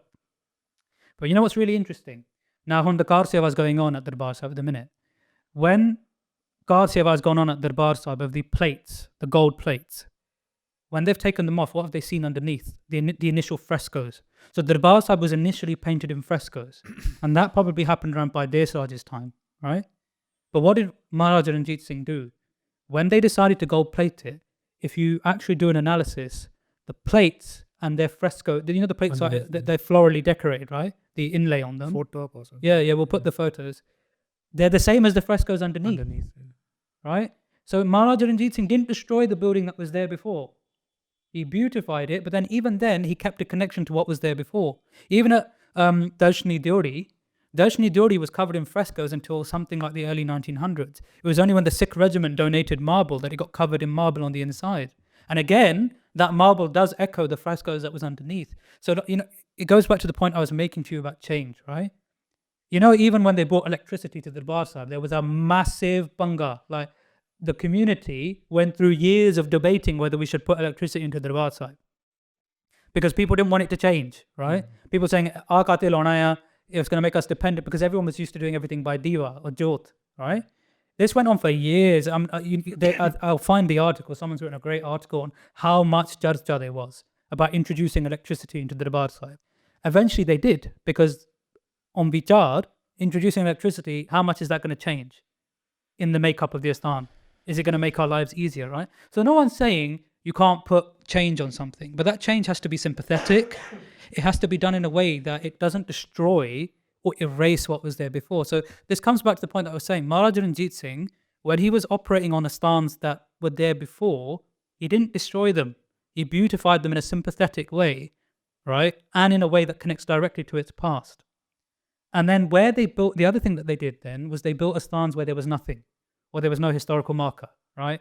So, for example, Hazur Sahib and places like that, Maharaja Ranjit Singh then, and the other Maharaja, the Maharaja of Patiala, of Faridkot, all these Maharaja, by Uday Singh of Kaithal, that's where we see the massive expansion of Sikh architecture, massively, right? But again, we have to think they were drawing on ideas, right? Like, Sikh architecture really doesn't have that many echoes of the wider Indic architecture. Like, we've all seen mandirs, right? They have the big, tall one, like round spire thing. They usually only have like one entrance, sometimes multiple. And obviously, most Sikh architecture has very little to do with that.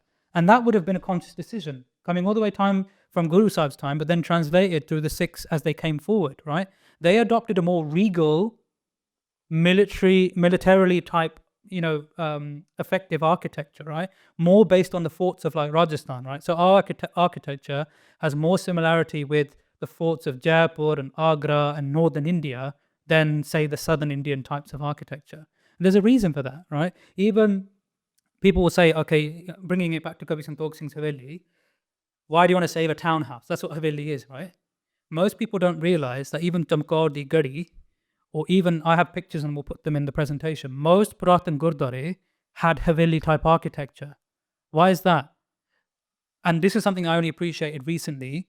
In the partition, when many of our people were massacred in villages, as all of that was playing out, you'll often read these accounts of last stands where people congregated in somebody's house to face off against the mobs and then ultimately attaining Shahidi.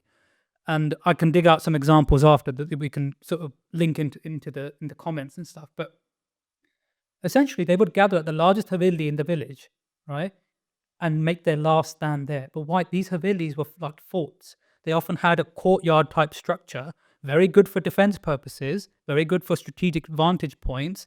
And even in some of the research books that I've been reading, they've been saying that Sikh Havelis are more fortified, more militaristic than Hindu or wider India type Havelis. You think, well, doesn't that speak to the fact that the Sikhs had repurposed a lot of this stuff for their own purposes? That they knew that their Gurdwara need to be fortress-like. And actually, it's something to learn, right? Because our architecture has changed from that drastically. Most Gurdwara now, from a military point of view, from a strategic point of view, defensive point of view, are quite vulnerable. They don't have that same purpose, and we've seen the result of that, in the last 40 years, okay? So we have to think about our ancestors, right? When they made these asthans, there's another aspect to this that we don't often consider. Most people spent years and years and years honing a craft. Jarek Karigar again, by Mandeep Singh can talk more about this in a minute, right? They used these art forms, right? If they're going to paint murals, for them that's spiritual practice. It took years, right? We are now in an age where people want things done in a minute, right? Je seva karni hai na, it should be done in 2 seconds, right? Our ancestors didn't work like that because, number one, the technology didn't allow for it. But secondly, Gurmat is a path of Sahaj, right? Things happen at their own pace, but deliberately and meaningfully, right? If our ancestors wanted to learn any vidya, dharmic vidya or even worldly vidya, like my ancestors used to do a lot of woodwork, right? You would have to train and train and train for years and years and years. The people who painted and decorated these asthans were people who had huge shraddha and huge patience. And in some ways, I think it is a disrespect that we've undone that work so quickly in the name of modernization, undoing that shraddha in some way, you know? People spent years. The Akal Takht at Sri Harmandir Sahib, imagine how many years it must have taken to beautify that place. Yeah. But imagine that, the thing is, the British accounts of Amritsar say that Amritsar used to be a painted city. So every house, and we've got pictures of this as well, had murals on it. It was a time of huge wealth, but huge creative expression. But you see this across Lahore and across the whole of Punjab, if you look close enough, right? Because we've now modified the architecture and everything, these art forms have also died out as well, right? So the ability to fresco paint, the ability to do inlay work, even the understanding of acoustics and construction has all been lost, mostly, right? The other thing I'd like to say on this as well, because I'm really deviating on tangents, so you're going to have to pull me back by Sudeep Singh, but you know, these days, right, you know the Colosseum's still standing. In the conservation world, in the Western world, it's still a big mystery about how the Romans made cement. The recipe for cement has gone missing, right? Because if we were to construct a Colosseum today using modern methods, experts are agreed that it would not survive 2,000 years, the way the Roman architecture has survived. Yeah? Why is that? It's because, you know, if you think about it, in all of human history, humans live in a certain place and then they become experts of that place. They learn how the ground works, how to grow crops, what materials work for their buildings, what survives and what doesn't. And that takes millennia to hone. Yeah? And if you think about it, Punjab's no different. Especially Punjab is probably the best example of this, being the point of, you know, where lots of invaders came because it was the way through from the Asian subcontinent to come through. So if you think about it, our ancestors over millennia honed the best methods of construction for our native climate. That leans beyond even the bricks choice, right? Nanak Shahi bricks, as an aside, are specifically designed to withstand frost and cold weather, right? Why is that? Punjab is one of the most northern states of India. The Dakkan Desh, the south of India, has no need for something like that. The temperatures don't drop below 20 degrees. Punjab hits 0 degrees regularly over the winter, so you need bricks that are frost and cold weather resistant. Otherwise, you're going to get damp issues. And if you think about it, imagine the expertise they must have had to build Sri Darbar Sahib, a building floating in a lake, right? The technology, whatever tariqe they used, whatever vidya they used, has survived up until now. Sri Harmandir Sahib has not suffered major damp issues until fairly recently, right? So that speaks volumes about how expert the builders were. And then suddenly the British come and they throw their brick and cement and their ideas at us. And now most Gurdwara are not built with traditional material, right? We use brick, cement, and all of this stuff that was actually quite harmful to the environment anyway, that we know now, but isn't traditional either. So the longevity of those buildings compared to, I mean, look, Kavi Santokh Singh's building that we're looking at is about 200 years old and has had serious neglect. No one's looked after it. You know, if you leave your house here in the UK for a year and you're not living there, you will see damp, you will see roof leakages, you will see also, I mean, anybody who's a homeowner in this country will relate to what I'm saying. It only takes a couple of years and the buildings here start to become decrepit very, very quickly. Look at this Astan. It's been standing for 200 years, right? And it survived an earthquake. So that tells you something about, just from a material standpoint, that the longevity, the vidya, the expertise of our ancestors has been neglected in that sense. And in a way, we are the ones who have lost out because we don't have that traditional knowledge. But if I bring it back to the project now, you were saying, why are you focusing on these Astans? Just before you do, is there anything you want to add? Yeah, just before that, I think what we can say is when we're talking about modernization, I think Maharaja Ranjit Singh was the person that got modernity correct in the right way. due to down to the materials that were used. Like by additional things you mentioned, the frescoes, the marble work, the woodwork, all these things that were brought new during that time. They were done so with critical thinking.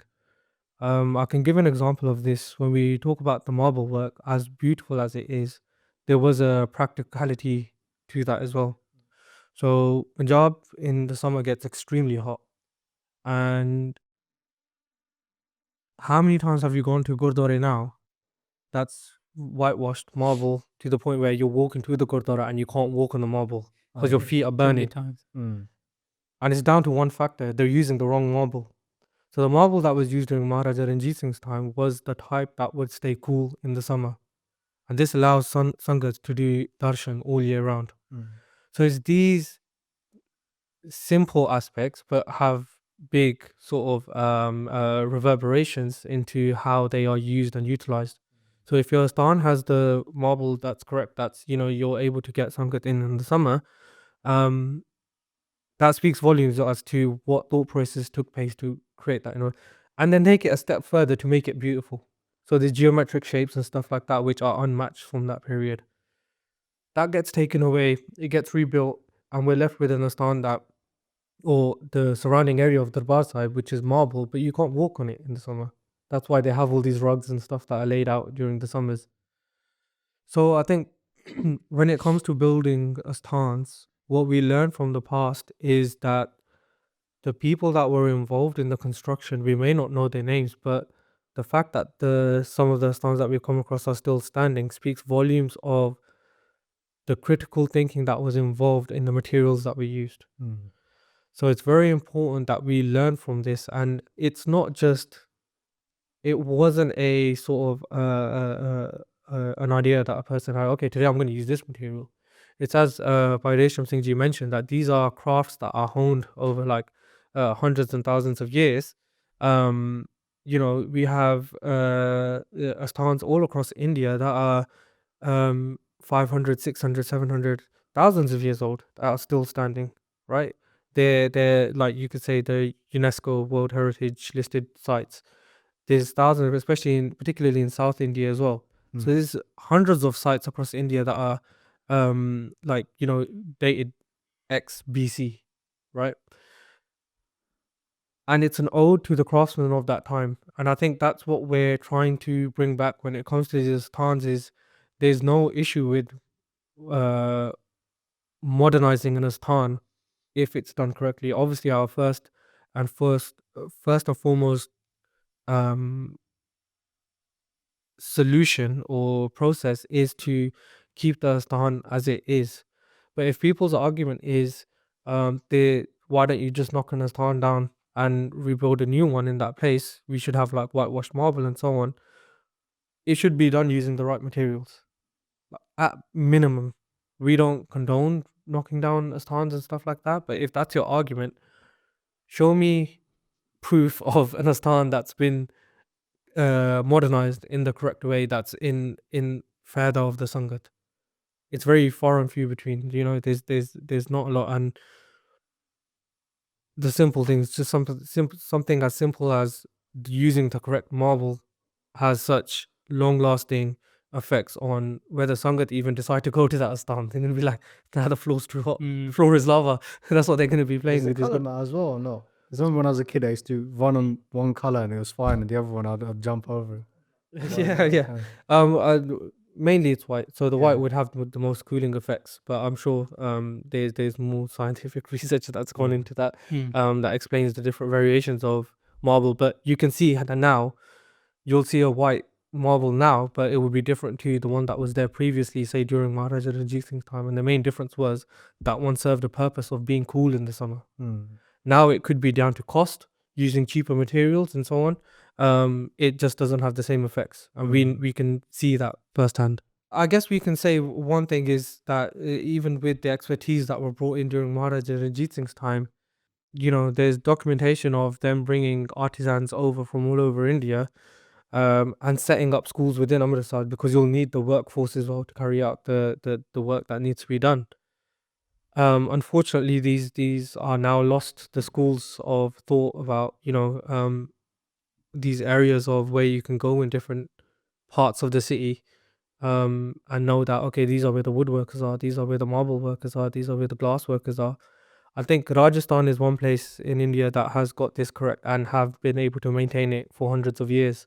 There's parts of the city where you know that if I go to this part of the city, I'm gonna find artists, I'm gonna find artisans that specialize in enamelware, silverwork, jewelry, architecture. These are things that are very well maintained, and I think when it comes to looking after history, Rajasthan is one place clearly that has got it right. It's what Punjab should have been. We had so much history. We had Qile, we had forts, we had palaces. Um, and now it's like Rajasthan is the go-to places for this, tourist destination wise, because they've maintained so much of their history. And I think that's what we've lost out on. And in the name of modernity, like, I'll give a very broad example now. When we look at so when people go to Punjab, their main sort of stop off point is going like, I want to go to Haveli. Haveli in this context is the restaurant. The restaurant. Yeah. So the restaurant itself is centered around traditional Punjabi living, and you'll see statues of the past. Like the chulle, the sort of mud-made ovens, and when they're making the lassi and stuff, in the clay pots, all of these things. There's still places in Punjab you could go outside of Haveli and walk to the pind that's there, and they will still be making food like that. It's not completely lost. But it's like this new structure has been created to celebrate the past, when it's like there could have been such a better way of doing it rather than just hosting it in a restaurant. So we're celebrating things, and then at the same time we're saying no, we believe in modernity. What we should be focusing on is keeping what is there, maintaining it, or at least presenting it in a way which is accessible to the public, not just sort of hosting it in a restaurant, but having like a museum or things like that where these things are looked after. I can give an example. In the V&A, there is an area that is solely focused on ironwork. They have chabia keys for doors, God knows where they're from, and they're like 300-400 years old, if not older. And these are things that they've looked after. And then we compare that to things like, what in comparison, what have we been able to look after? So I think we're in a very pivotal point in our history, especially with our generation, where we have the chance to look after the things that we do have. We don't need to delve so deeply in that sort of glass half empty mentality. We should be looking at it as a glass half full. We've lost the stance, yes, we've lost loads of history, but we still have some left. And I think it's our responsibility to look after that history. We have the means to do that now, and there's no real excuse, because we could have easily said that we want to have a seat at the table when it comes to these making, these decisions that are being made for these asthans. But we've now put ourselves in a position where we are the table now. So we're lucky enough to work with custodians of asthans, where we're involved in the decision making as to how do we go about looking after this asthan, what do we keep, what do we don't keep. We are at that point in our history where our generation is the one that can keep this history going forward for future generations, or we risk losing it all and it just gets dissolved into the ether, like those towns that books tell us about but we can no longer see. I think that what you've sort of touched on is a broad. I think the asthans are also a victim of the same decline of vidya that we've seen across the entire spectrum of the Panth, right? So I was listening to your podcast with Baijiampal Singh, the second part of Baba Nand Singh Ji's one, and something that really struck me was when Bhai Sahib was listing the 17 bunge at Damdama Sahib, right? And he was talking about Baba Nand Singh Ji's time and what the different types of bunge that they had, and one of them was the Likhari bunga, right? So the bunga specifically designed for scribing, Gurmukhi and Gurbani, right? But all the asthans had these types of things. Even Harmandir Sahib, I've seen written accounts of, and the British talk about this, that Harmandir Sahib had a marble workshop attached to it, where the marble was actually worked on and prepared for the site. On site, it was right near the another Guru Ka Bagh outside. It was near there, and the British document that was there. And it speaks to the fact that all of these asthans at some point, Sri Harmandir Sahib included, when the Bunge were there, had these institutions of learning, and not just spiritual learning, but also stuff like, likhari, but beyond that, how to make medicines, how to make buildings, how to, karigar, woodworkers, ivory workers. Amritsar was renowned when the British arrived for ivory work and carpet making. If you go on auction sites right now, you can find Amritsar produced carpets are selling for about 30,000-40,000 pounds. That's how sought after they are. So in many Have ways, you been looking for carpets? no, I like to know I was these gonna things. say, I how don't did like you- carpets that much, but it's just that. But it's interesting, right? Well, you wouldn't associate Amritsar with that right now, Yeah, would no, you? you wouldn't, yeah. So because it was a center of excellence, not only for spiritual matters but for commerce, right? From Maharaj's period to Maharaja Ranjit Singh's period, they turned it into that, the Sikhs, right? This pivotal city, this jewel in the north of India, and it still is, right? But when we look at the quality, right? So obviously, you know that I play Dilruba. To find a karigar to make a good Dilruba these days is almost impossible, right? And the funny question that comes about here, so did, when they destroyed the Bunge, Harmandir Sahib, or even Darbar Sahib, and I haven't done the research into this, but it's a question that I'd like to ask the Sangat really. Whether the institutions that were there before, the learning institutions, whether they died first and the Bunge died after, or whether the Bunge eradicated first and that killed the institutions, right? Either way, it's a travesty. Yeah. Either way, it's a travesty, right? Because either the institutions had lost their patronage and then they lost their buildings, so that's the last stage of decline, destruction of the Nishaniya, or they destroyed the buildings and then the institutions of learning were destroyed with the buildings destruction. Either way, same result, which is a bad result, right?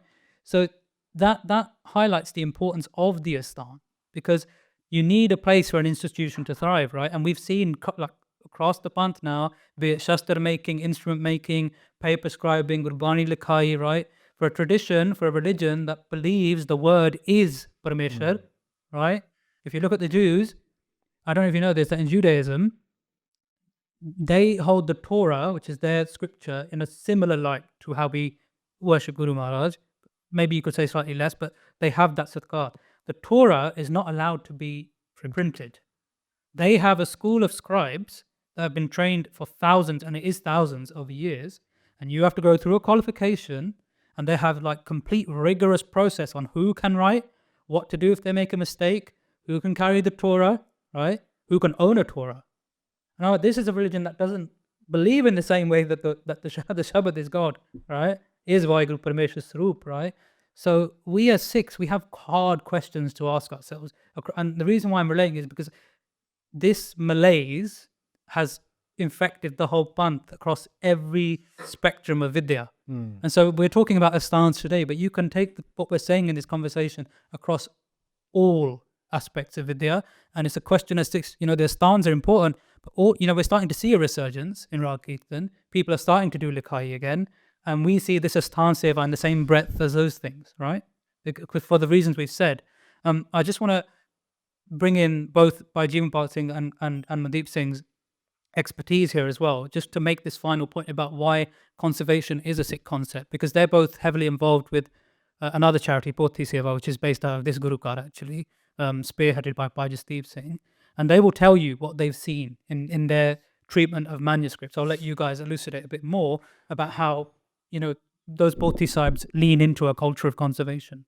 The tradition of conservation, where we're talking about asthans, our Pothi Sahibs and the tradition and the upkeep of our Pothi Sahibs, that's not something that is a new thing. And I think we mentioned this before as well in one of the other podcasts. This tradition of Sri Guru Granth Sahib Ji Sarups being looked after, the whole idea of Sambal, isn't it? Sambal kande a. Te ਆਪਾਂ ਇਹਨੂੰ ਵੀ Sambal Seva ਕਹਿੰਦੇ ਆ. So in modern language, and we're using a sort of academic words, for example, conservation, preservation. But the word Sambal is something we have in our tradition. And Sambal, I feel, has a much more personal touch on it. ਜਿਸ ਚੀਜ਼ ਨਾਲ ਸਾਡਾ ਪ੍ਰੇਮ ਆ ਆਪਾਂ ਉਹਦਾ ਸੰਭਾਲ ਰੱਖਦੇ ਆ. ਤੇ ਸ੍ਰੀ ਗੁਰੂ ਗ੍ਰੰਥ ਸਾਹਿਬ ਜੀ ਤੇ ਸਿੱਖ ਦਾ ਪ੍ਰੇਮ ਜੋ ਗੁਰੂ ਗ੍ਰੰਥ ਸਾਹਿਬ ਜੀ ਵਾਸਤੇ ਆ, I don't think we can compare that prem to anything else. Any other relation we may have, even family relations and other sort of things, ਜੋ ਸਿੱਖ ਤੇ ਗੁਰੂ ਦਾ ਪ੍ਰੇਮ ਹੈਗਾ ਆ, is beyond words, it's not, it can't be encapsulated in any sort of description or word. So it's the same thing that ਜਿਸ ਚੀਜ਼ ਨਾਲ ਸਾਡਾ ਇੰਨਾ ਪ੍ਰੇਮ ਆ, we want ਕਿ ਉਸ ਦਾ ਸੰਭਾਲ ਹੋਵੇ. And ਸ੍ਰੀ ਗੁਰੂ ਗ੍ਰੰਥ ਸਾਹਿਬ ਜੀ ਮਹਾਰਾਜ ਦੇ ਸਰੂਪ, ਗੁਟਕੇ ਸਾਹਿਬ, ਪੋਥੀਆਂ and so on, Pothi Parameswar Ka Than. We started off with it. It's the very Than, it's the place, it's the sacred space of Vaheguru. It's the Sargun Sarup of Vaheguru.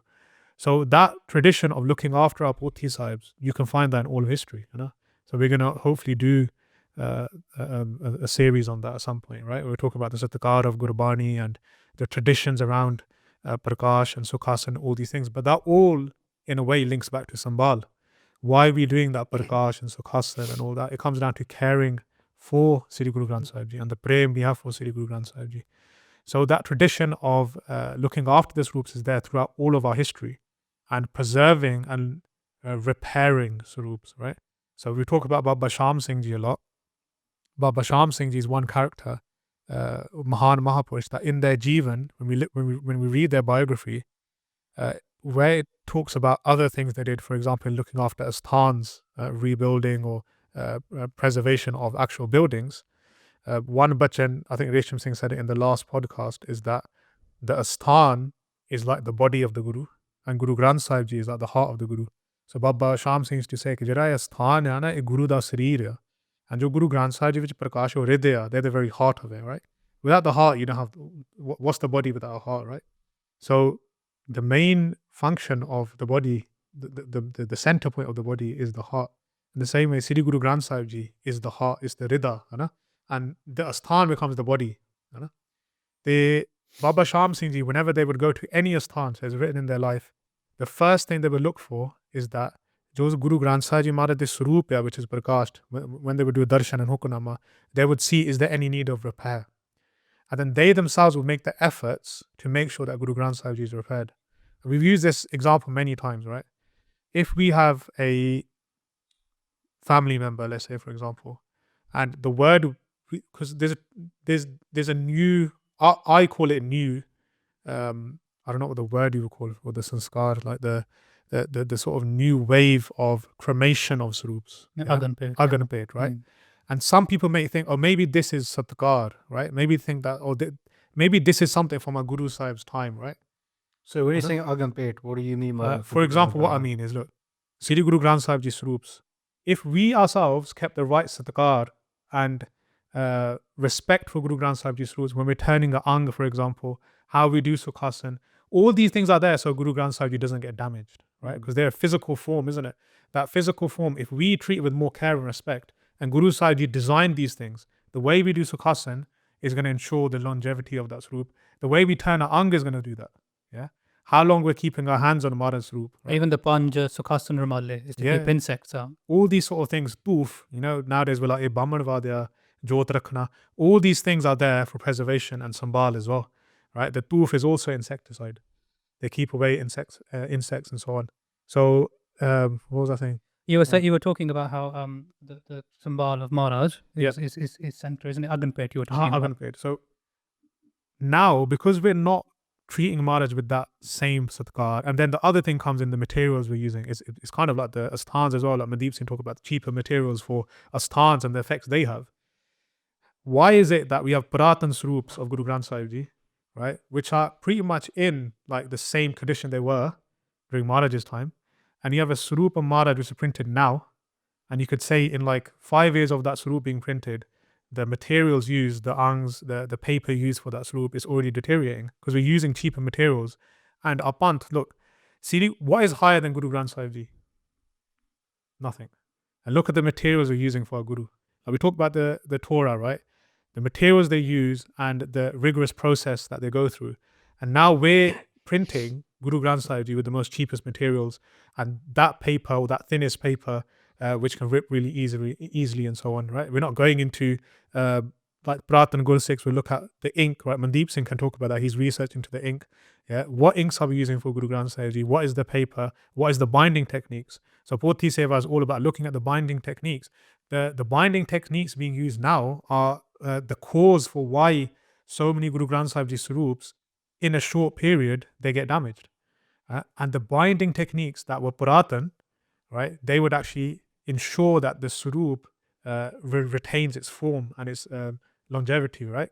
So the Aganpet sort of thing, this is going away a bit from the podcast while we're doing it, but ਜਿਹੜਾ ਹੁਣ Aganpet ਦਾ ਇਹ ਸਾਰਾ ਸਿਲਸਿਲਾ ਚੱਲਿਆ ਆ ਕਿ when a Guru Granth Sahib, let's say a few of the angs may get torn because the Patti Singhs aren't telling the angs properly, they're not doing Prakash properly, they're doing Prakash too flat, that's causing the first and last angs to get creased and so on over time.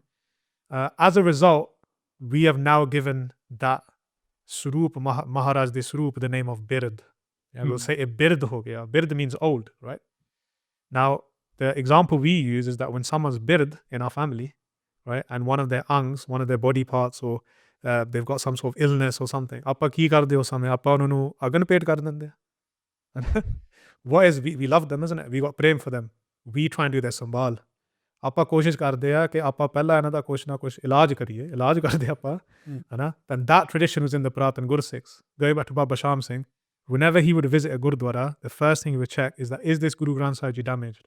If it was, he would then take Maharaj with Satkar to a bookbinder, and then that bookbinder would do the seva of Maharaj, repair seva.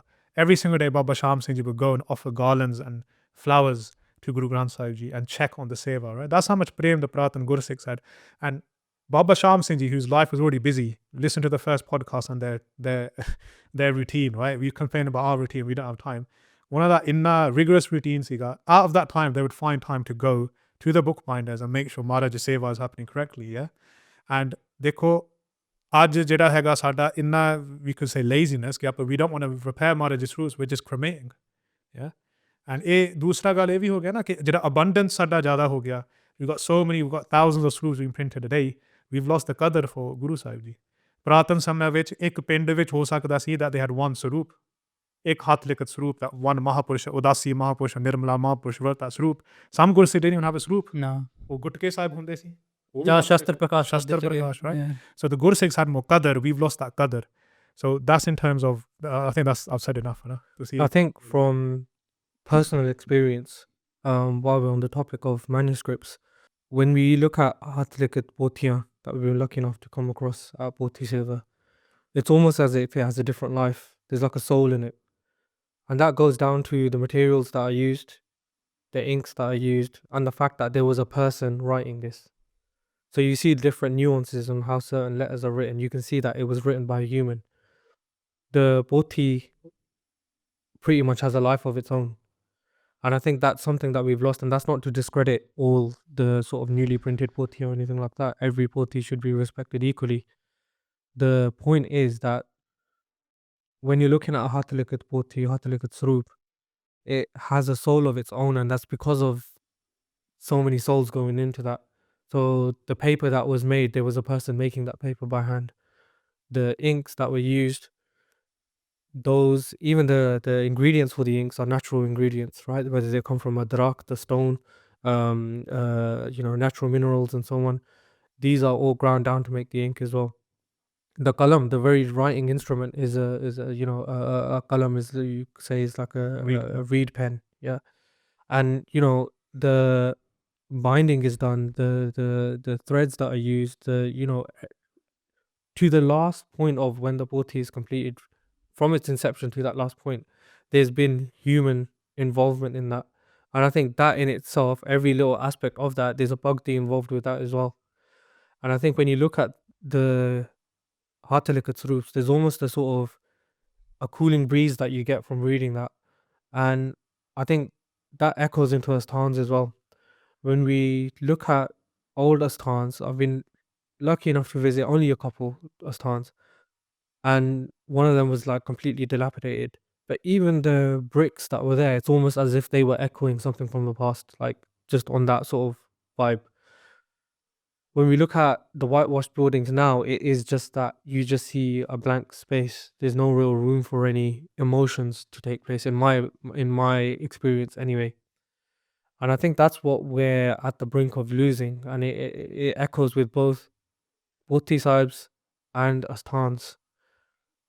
If I can say that reading a Hat Likat Poti makes me feel like this, or visiting an Asthan, which was made with all these bricks and mortar, and even when I talk about ingredients for Potis, it's the same for Asthans as well.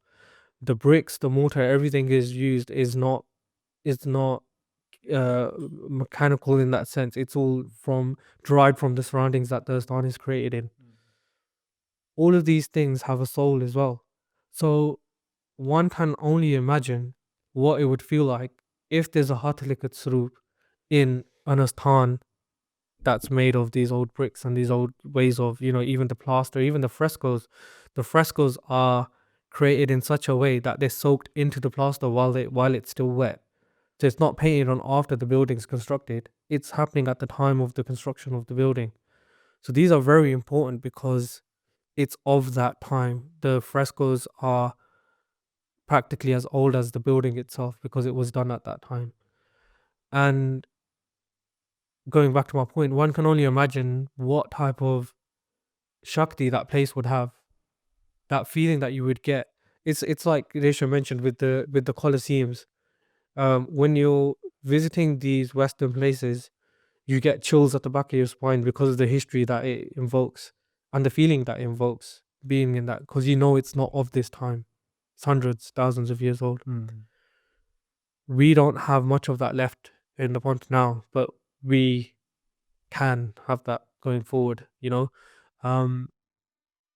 that could work in two different ways. One is looking after the Asthans that are there and looking after the Potiyan that are currently existing, making sure they're well kept, both Asthans and Potiyan. And the second way is using the knowledge that we have of these Asthans and the manuscripts and paving the way forward so that, like Judaism, where they have rules and regulation in place for their Torah to be handwritten in a very specific way, should echo across Sikhi as well, where we have guidelines on how Swaroops should be written, how they should be looked after. Even simple things like Gaddi Sahibs, like we should be using that, especially for modern Swaroops, because the primary reason for them becoming beard is because the spine of the Poti snaps because it's not bound in the correct way. It doesn't allow for it to. So even coming back to that, the way the Potiyan was stitched were to allow for the whole Swaroop to breathe when it's Prakash. So it's almost treated, as much as we say, the Swaroops of old were actually treated like living beings because they were created as such. So I think going forward, there's two avenues. One is looking after what we have, but anything new that we made are made in echo of what we once had and with the right sort of regulation and rules in place that allow for, let's say, like imagine one example I always give when it comes to the Satkar of Maharaj. At one point in our history, there was only one existing Swaroop of Maharaj. And imagine the Satkar that was shown for that. Now we have 100 being printed a minute. And the Satkars very evidently just dropped. So if we treat, and maybe that's a way where people will start giving more Satkar is if they see that the Swaroop is handwritten. So there's lots of, like even Resham Singh ji mentioned, that there's a lot of reflection that we need to do as a Panth in terms of what are we doing, what changes do we need to make. Like there's so many aspects. We're talking about two here. We're talking about Asthans, we're talking about Swaroops. We haven't even touched about, like very briefly, Gurbani Sangeet, Rag Vidya, Shastra Vidya. So things like this, like these are areas which require that rejuvenation, which is happening around us, to take it back to the essence of what the true form of these art forms actually was. And we've got glimpses of that currently, and it's just a matter of holding on to that. I think I wanted them to talk about the Pothis. So I mean, anyone who's watching the podcast might be like, why are they talking about Pothis now? It's about Asthans. The idea is about conservation, right? Yeah. So what we're talking about is that Gursikhs of the past would make every intervention to save a Pothi or a Maharaj Swaroop, right? Baba Sham Singh, rewriting a shabad where it's become faded, repairing an ang where it's become ripped, rebinding, and even the saroop that is called as Baba Deep Singh's at Sri Harmandir Sahib, that's prakashed 4 times a year. If you look at that saroop, and it is available to look at online, you see evidence of expert repair. Right, it's obvious, you can see it, but whoever's done the repair is someone very knowledgeable. In fact, some of those saroops were repaired in Baba Sham Singh's dera, right? And they prepared the saroop that you see with the gold binding, the Sunari Wala saroop that they call, that one was prepared, that actual jild was prepared by someone called by Gobind Shah Singh, who was a devotee of Baba Sham Singh, and prepared it in that dera. But the reason why we've linked it in is to say, is that this idea of quickly dismissing something of value to say, bed ho gaya, be it an astan, be it a pothi, be it a saj, right? Now I've got a dilruba, I'm going to keep it alive for my future generations because number one, the sound gets better over time, but it's a rare thing to have, right? A decent quality one anyway, right? And even nowadays in the diaspora and across India, we see this fervor for Puratan Shastra, Puratan Pothiyan. Why? Right? Because they're better made, the materials are better, they're historical, and they carry inherent value because they tell us about our past, right? So that's why I wanted to kind of bring that into the conversation to say that those people that say Sambhal or conservation is not a Sikh tradition, in our opinion, I'm sorry, I don't think that actually fits with what our ancestors were doing. Because our ancestors had scarcity. There was scarcity of instruments, scarcity of pothiyan, scarcity of shastra, all right? That means whatever you've got, you value. Yeah. And that means you keep it alive for as long as possible. I even equate it to like right now, right? If you have a catastrophic leak in your house, yeah, do you destroy the whole house or do you just repair that room? And we've taken the approach to let's just destroy the whole house, right? Like I said, there was a time where that needed to be done because we didn't have the knowledge. Yeah. But that hasn't been the case for the last 34 years. If we just move on now, so I just directly to the actual project itself. But I think everything that you guys have spoken about, we could do a separate podcast on those each of those topics, and it just shows how all of this is all interlinked, right? Interlinked, yeah. So directly onto what you guys do now. Yeah. How can the Sangat actually get behind this and support this? So I'll talk more a bit technically about what the charities are actually doing and how we're actually working. So I think the first thing to talk about is our partners. So when this all came about, we identified a couple of asthans that were in need of being saved. And one of those is Kavi Santokh Singh Saveli, and the other is Gurdwara Baba Bikrama Singh Bedi. And obviously, we've talked a lot about right experts, right materials, people with the right knowledge. So the first thing to do was to establish links with people with the right knowledge, because none of us are conservation architects. We're just people with a passion. So we, over the course of our own research in our own fields, and by Jasdeep Singh played a big role in this, and unfortunately he couldn't be here today, but he's another one of the trustees. And we managed to forge links with a group of individuals who are very highly accredited in this field. So one of the first people we contacted was someone called Maninder Gill, and he is a senior art conservator. And he was actually involved in, I don't know if you remember, a few years ago, they had Baba Atal Rai Gurdwara, which is the 9-story Gurdwara in Amritsar. There was a big hoo-ha because they placed bathroom tiles all over the frescoes. He was actually involved in removing those tiles and saving what was underneath, right? So he played a massive role in preserving what we see now today after that sort of really dodgy period. They're actually bathroom tiles at the I mean, yeah, they were horrible. They were tiles. We call them bathroom tiles because they were green tiles. They're like what you would see in a bathroom, right? But a tile is a tile. At the end of the day, they were a horrible color. They had khande all over them, and they put them all over the Janam Sakhi paintings that your fake social media is plastered with it, right? All this frescoes of Guru Nanak Dev Ji. Imagine all covered, and they did that to the ground floor as well. And we lost a lot of frescoes down there that were not recoverable. So he was involved in that seva, and he's also been involved with another guy called Ajaydeep at the Ramgarhi Abunga. But that also led us on to meet somebody called Gurmeet Rai. And now Gurmeet Rai has a long track record of conservation across India. She has won awards from UNESCO, which is the UN's body of like cultural appreciation and accreditation for her work. And she's worked on the Govindgarh Fort in Amritsar and the Summer Palace of Maharaja Ranjit Singh. And we sort of approached these individuals and said, look, we really feel something needs to be done. And they were like, great, we've been feeling that for a long time, but the appetite hasn't been there. And by appetite, I mean willpower from the Sangat, and also obviously the finances that are needed to carry out work of this nature. And so when we approached them, they were more than enthusiastic to try and come up with a strategy. And we modeled our charity actually on a different charity called the Deccan Heritage Foundation, because that charity has been doing a similar thing. So it's an America-based charity, and all the non-resident Indians who are interested in that scope of work, so it's mainly Hyderabad and all their heritage sites there, they fund the work and they have the experts working on the ground in India and they carry out their projects. And we thought, well, why can't we do that? If it's not happening in India on its own, we as a diaspora have a claim, we also have a stake of ownership as Sikhs, right? And this is another thing, right? People often say, what is it? Why do we need to worry about this? Sikhi's heart is Guru Granth Sahib, right?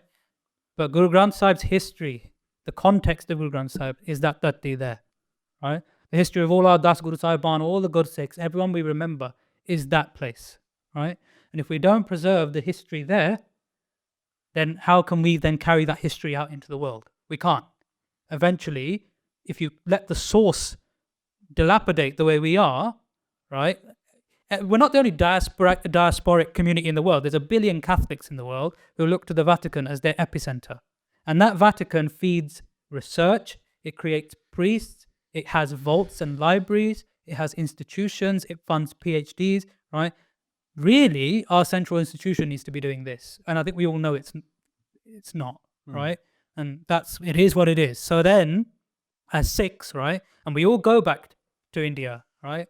I don't actually have much family left there now, but my pull to go there is to do darshan, is to experience, is to see, right? Feel the spiritual echoes, right? So that's just an aside on, we do get a lot of people saying, okay, oh, why should we give any money to something like this? Or we live here, right? If you're any Sikh that has any Shraddha for Guru Sahib, you have to acknowledge that if our root from where we've come, if that dries out, it's just like the tree. Jasdeep loves to go on about this, right? If you don't water the roots of a tree, eventually it's going to rot and die, all right? So you might think the tree of the canopy and the branches are all looking good and the roots are rotting away. Eventually the rest of it's going to rot as well, okay? So that's just to blast that point away, because I don't think it really carries any weight.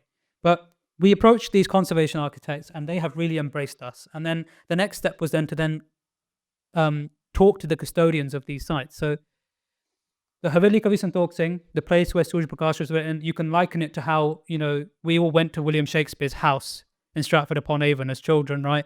This is our William Shakespeare, the most prolific Sikh writer, right? Of all time, actually. He wrote 60,000 verses in the Suraj Prakash. So that alone is a reason enough to preserve that Asthan. So we approached Gyani Sher Singh, who managed to procure this site from private ownership, and it now exists under a charity registered in Guru Granth Sahib's name, which you're allowed to do in India. Maybe mention how hard it was to get that. Yeah. I will go into that. So this site, so how do we know that it was Kavi Santokh Singh's site? Bhai Veer Singh initially in the 1920s actually spoke to Kavi Santokh Singh's granddaughter and identified that this was the Haveli that her grandfather used to live in. And he then photographed it. So we've got a picture, if you look at Bhai Veer Singh's first published editions of the Suraj Prakash, in the first chapter where he goes into Kaviji's Jivan, he's got a picture of this Asthan, right? So we know that thanks to Bhai Veer Singh's hard efforts and research that this was the place. And then over time, what had happened was after Kaviji died in the 1840s, his descendants sold the Asthan for financial reasons or whatever, and it went into private ownership. And it was lost to the Panth up until 5-6 years ago. And Bhai Veer Singh writes that he wanted to buy this place. And then even up in recent history, Gyani Sant Singh Maskeen also had talked about that we need to repurchase this site for the value that it holds to the Sikh community. And that dream has only been realized 100 years later in what Gyani Sher Singh did. And this dwelling as a Haveli was occupied by several different families, and they all had to be negotiated with, they all had to be bought out for the site to be secured, which took a long time. I don't know if any of you have done or dealt with Indian legal law and property law. It is a nightmare. So to do anything in that sphere is hard work. But Maharaj Kirpa, it's been achieved. And now the site is under the ownership of Guru Granth Sahib Ji under a charity. Now, this site, I've already told you that it's Kavi Santokh Singh's place where for 10 years he was gifted this Asthan by Bhai Uday Singh, who we've mentioned, the ruler of Kaithal, to come and write the Sikh history. And this is where it was written. But even if you don't care about that bit, right? This Haveli, its methods of construction, its bricks, everything that, and you can see this report on the table. This is the result of 3 months of painstaking documentation done by the conservation architects to document the whole site. And from that, we are learning loads about the construction material, the construction methods, and we can apply that to a whole field of this is what Sikh architecture is, right? It goes back to my point about Sikh civilization, that if we have our own methods of worship and reading and writing and our own script, we also have our own architecture. And this is now the first, as far as I know, apart from Arshi's work here, this is now the first most in-depth analysis of any Astan that's been done to this level, where the bricks have been tested in laboratories and wood, and the floor plans have been, documented in such detail. And that's going to tell us a lot about Sikh architecture as a whole, not just that one building. But our hope is by preserving it, we're preserving a window into the past of somebody very significant, but also of how Sikhs lived, right? We've put a reel up some time ago on Instagram about the place of a Haveli and having a virda, a courtyard, right? The courtyard is a really central architectural piece in Sikh history. It gets mentioned as an idea, even in this historical Granth Sahib Nand Prakash ke virde de vich na prakash hunda siga. This is where children used to toddle about. Because, we're not used to courtyard type buildings here, are we, in England? We don't have that. We don't have the weather for it. And it's not part of our cultural heritage in this country. But in Punjab, it's very essential. There's songs sung about virde, And I didn't even know what a virda was until I started looking into this stuff. But they serve important historic, social, religious functions. And even if you're coming back to that double vault, site that I was talking about in Harmandir Sahib, Harmandir Sahib is basically a roofed Haveli in its architecture, right? If you look at we'll put the pictures of the Astan on the website. If you look at what would have been the courtyard structure, that same courtyard structure is basically what Harmandir Sahib is. It just has a roof over the top of it.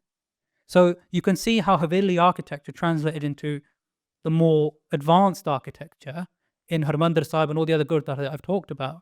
So if you don't want to dwell on Kavi Santokh Singh as an individual, think about those points, that this Haveli, even of itself, and even the fresco work that it's got on its entrance, it tells a huge story of our history. Even some of the features of it, it's got stained glass windows, it's got Georgian archways.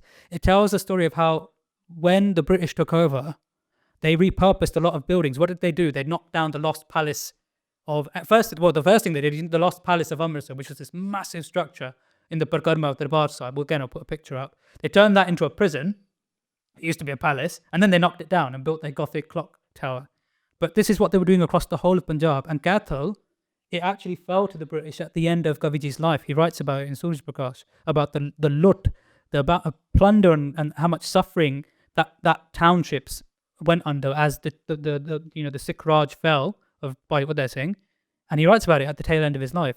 So this Haveli, what they would do, the British, they would go into an area and they would take the buildings of the most beautiful buildings, the most important buildings, and then take them over, use them for administration or live in them, and then they would beautify them in their own way, adding stained glass windows, Georgian archways, neoclassical features like these triangles on the front of the building.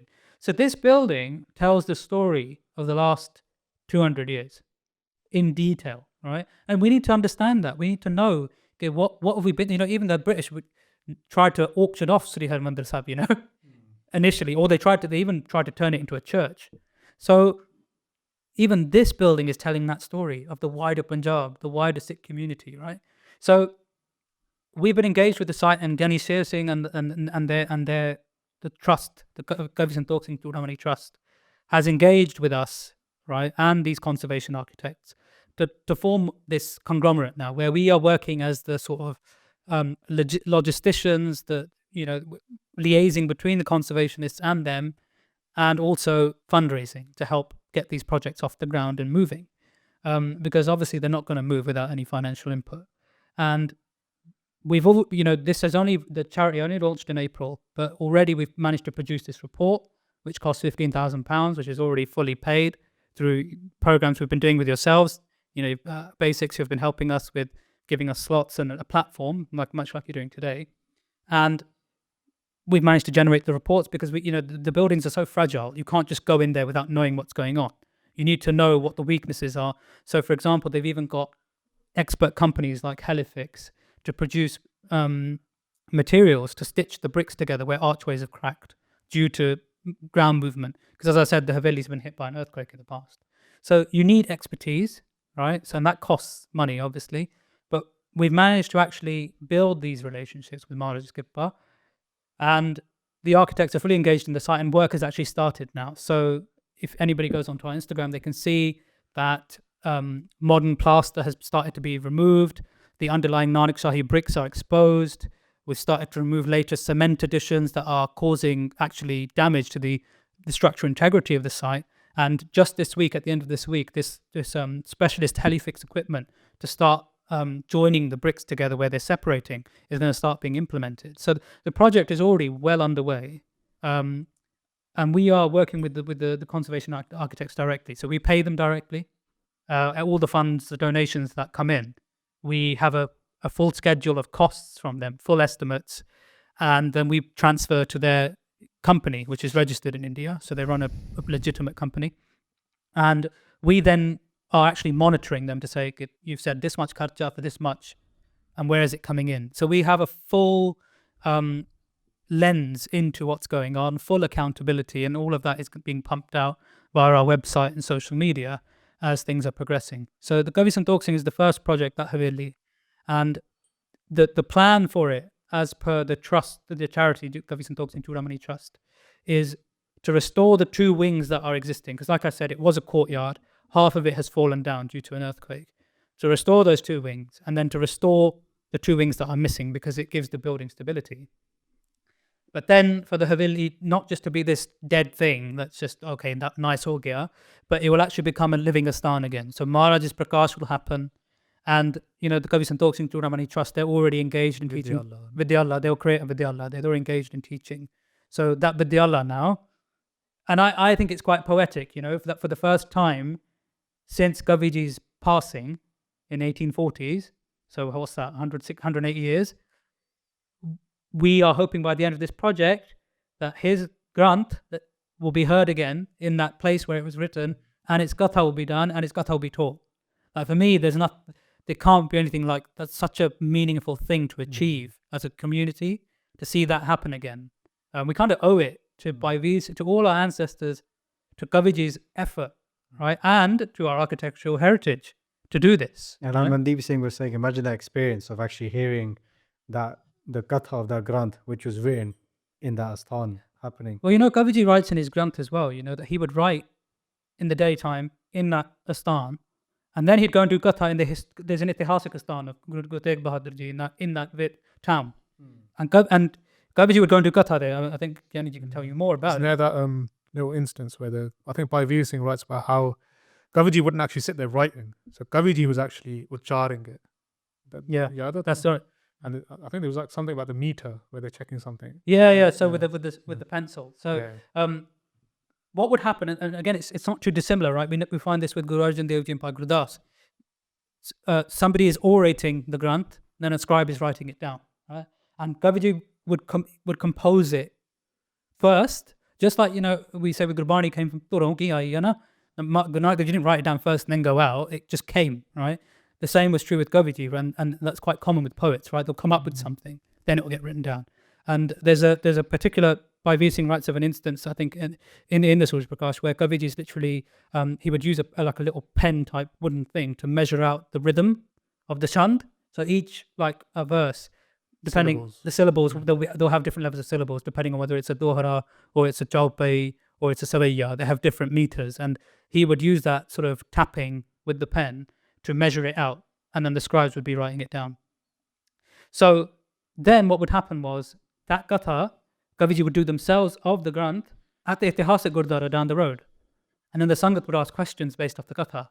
And you find instances in different prasangs in Suraj Prakash where Kaviji actually says, "Ke this question came up in the Sangat." Or the Sangat actually made part of it. Yeah, The being Sangat part of actually it. was, we saw it in Nanak Prakash, Yeah. where the Sangat actually talk in the Granth, Yeah. where they're asking a question and Kaviji answers it. Yeah. So, I mean, just imagine again, now, I mean, the Itihasik Gurdwara, the Gurdwara is still there, but now Kaviji's Asthan, where he used to go from, that's still alive, and we're going to, you know, try and revive it and make it functional again as a place. And a heritage place for us to go and experience not only architecture but what took place there, right?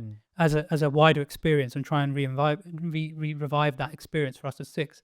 And our plan is not just like to be a one-hit wonder type thing. This is our only project. This is our only, we actually already have a second project lined up. And our plan is that if the Sangat gives us the saath that we need, so the support that we need, and they understand the vision for this, is really just to keep going. Because as I was saying at the start of the podcast, most of these buildings probably only have 15, 20 years left. If they remain neglected and without intervention, they're just going to fall down. It's the same story on our side in Indian Punjab, right? And so our plan at Virasti is to identify the ones that need the most help, have the most authentic history, and then make the intervention to save what we can. And then, who knows, like Maharaj Kripa going forward, this can even become a heritage trail. Like we live here, right? Even the most tutti-ji shahar in this country has a heritage trail. And people go on walking tours, right? If you want to see the best ones, you go to Cambridge and Oxford. But pretty much every big town in this country, and this is a tiny country, but it's actually smaller than Punjab, right? Has a walking tour. And I've started to see this on social media. People living there are starting to do that, right?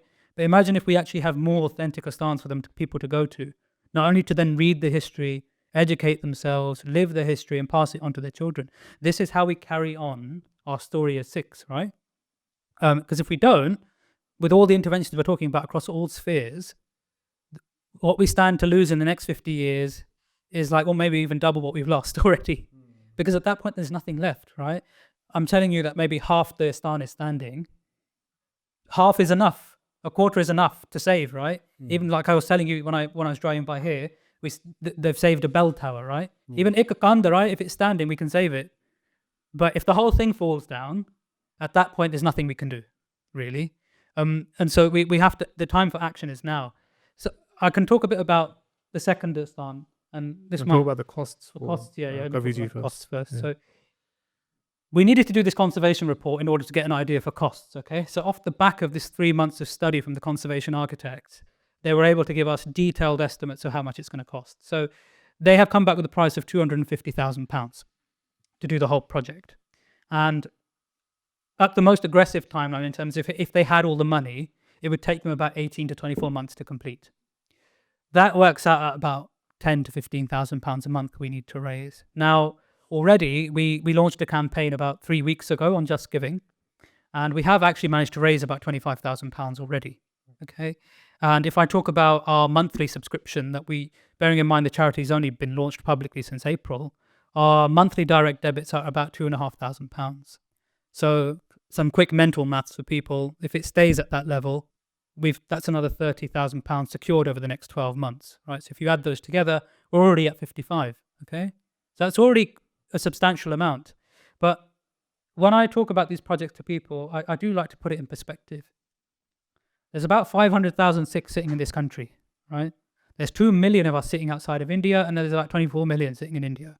If we just talk about the diaspora, right, so leave India to one side, because people have their kharche, our currency is more powerful outside. We only need 1,000 Sikhs to give £10 a month. And we can fund project after project after project and save as much as we can. And all the while, producing research, producing knowledge. Like, for example, if you look at this book, Sikh Architecture, if you were to now do a cursory search of how many books there are on Sikh architecture, there's about 3. If you do a search on Mughal architecture, Rajput architecture, Hyderabad architecture, you will find reams and reams and reams, and you'll find Gore who are experts on this, that, and the other. These cultures have been studied really extensively. The Sikh perspective in art and architecture, which again is a big part of our cultural heritage, and one that even Guru Sahib placed importance on, because if we talk about, like, we can maybe, if we have time, talk about the portraits of Maharaj that are contained in Rup Chand and Baba Bidhi Chand's collections of the Guru Sahib. We know this is stuff that Maharaj has also placed importance on. So if we've only got 3 books, well, here's a 4th one to add to it, right? And each project is spurning, and we're getting more and more people, people who are engaged in the creative fields, people who are painters, carpenters coming forward to say, we're also interested in this. We want to revive the old ways of woodworking or painting, the old ways of decoration. I was saying, people say, oh, we want to make the Asthans better. Has anyone managed to paint better fresco paintings of the Janamsakhi paintings of Baba Atal since? They haven't, right? And we reached the peak at that point. So when people are saying we're making them better, just marble and gold doesn't make something better necessarily, right? And now I bring it up purposely because if ever you go on social media, all you ever see is people putting up pictures of the frescoes. And why do they? It captures the imagination, right? It brings Maharaj's history, Maharaj's itihas to your, especially for younger children, but also for adults. I'm not just going to say it's good for children, it's good for us too, right? I can honestly say, Das and Paisab, we wrote the translation of Nan Prakash. The root of that idea came from those paintings. And obviously it being Maharaj's 550th Gurpurb, but I said to Paisab, these frescoes are here, we should do something around them on Maharaj's Jeevani. And that's what spurned it. So you can't really put a price on what inspiration, artwork and creative aspects of Sikhi produce in people, right? If you think about it, the most creative expression is Kirtan. And Maharaj has made that the Khorak of Sikhi. Kal Jug Mein Kirtan Pradhanna, Gurmukh Japya Lai Dhyanna. So we are a creative people, and that extends to all fields, right? So we need to obviously up the donations. We need to get to that 10K mark, and the fundraisers are doing well. But based off this conversation, I hope the audience and the listeners begin to understand why this seva is so important. And once we get one project done, this flagship project of Kaviji's Haveli, it will be a demonstration to the whole Panth that even a building that looks like it's about to fall down can be saved. And look how well it can be saved, and look how much we can learn from it, and actually look how much it can give back to the Panth, right? And so that's why we need to get to that point. With the Bedi Astan then, this is another Astan that that is in our sites, and again the conservation report for it is being generated. And you mentioned this Astan is linked to somebody from the lineage of Guru Nanak Dev Ji, right? Yeah, Baba Sahib Singh Bedi. So Baba Sahib Singh Bedi is in the direct lineage of Guru Nanak Dev Ji. I forget which position now. I think it was it 17th, 12th, 13th, but somewhere down the PD, and was responsible for crowning Maharaj Ranjit Singh, and was known as a Raj Jogi Mahapurush, very Poncha Mahapurush, and most lineages across the Panth trace some aspect to Baba Sahib Singh. But Baba Sahib Singh's son, Baba Bikrama Singh, was very much involved in trying to save the Sikh Raj and fought and was liaising with people like Bhai Maharaj Singh, Aurangabad, and Baba Ram Singh. They're all from the same time period. So these people, Baba Bir Singh Aurangabad, all these people who tried to save the Sikh Raj and project Sikhi, right? This is an ode to them. So this Astan has frescoes that were probably painted earlier, if not the same time around as Sri Harmandir Sahib and Baba Atal. And what's unique about it is that those frescoes haven't been touched. They've never been interfered with. They've never been repaired. They've never been restored. So actually, in the last couple of months, Maninder Gill, the art conservator that I've talked to you about, they've actually just done a 2-week-long intensive study of all the frescoes, taking like material samples to analyze the chemical pigments, how they were painted, to analyze the style, all to feed knowledge of Sikh painting that's never been studied before. And they're pristine. You can see them on our Instagram. They've got all wonderful depictions of the Das Guru Saiban. They have probably the only known depiction of a Taus instrument in fresco, again, which makes it unique. And the ceiling is covered in the same floral type, Baba Atal type frescoes. Because Baba Atal and Sri Harmandir Sahib have both been retouched many times, the frescoes. So they don't remain in their original state. They're still beautiful to look at, but they're not original anymore. They've been modified at least 3 or 4 times quite extensively. So this Astan, again, the Astan keeps alive the memory of someone that most people have forgotten about, Baba Bikrama Singh. But it has heritage value in terms of it tells us so much about the Sikh school of painting.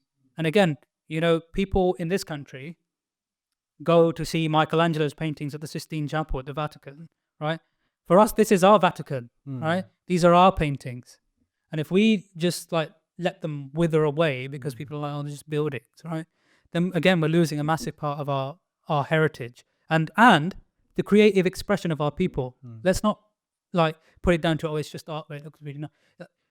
Those paintings tell us so much, right? Even the Nishan Sahib at that Gurdwara, it's probably one of the only known examples of a Nishan Sahib being paid for by somebody called Bhai Man Singh Ragi, right? And it's made of like it seems to be made of a brass, like it's a Puratan, like how you had a Harmandir Sahib. The original flagpole is made of metal alloy, and it's got a plaque inscribing it. So it carries all that history with it of who was that Ragi. We've been doing some research into that, which we can share at a later date, who that Ragi was and what was his connection to this place, right? So even, finding details like this, revised histories of our forebears. And you know what Sakis do we tell, right? You guys have been doing the Gurmukh series. Baba Bikram Singh and all these other Mahapurush and people associated with them, they have stories too, right? The Mahapurush that you guys are focusing on are the ones whose memory has been kept alive by their Sangats because they've managed to endure, right? But these buildings have kept alive the memory of these other people. And actually, because of this now, we're reviving them, right? And we need to revive them because we're not just reading, like I said, we're not doing dry history here. Okay, Baba Bikram Singh went here and then he went here and then he ate this on this. Who cares about that? What we care about is where they were spiritually and what can we learn from their lives, right? Because your Gurmukh series is that whole point is about what can we learn? How can we be inspired? How can we modify our own behaviors to imbibe Sikhi, right? And these Asthans are doing the same thing by keeping those memories alive. So, as an Asthan, again, we won't start it until the Kavi Santokh Singh one is finished, probably, right? But it just goes to show how much is dotted around Punjab that we are building a list, holly.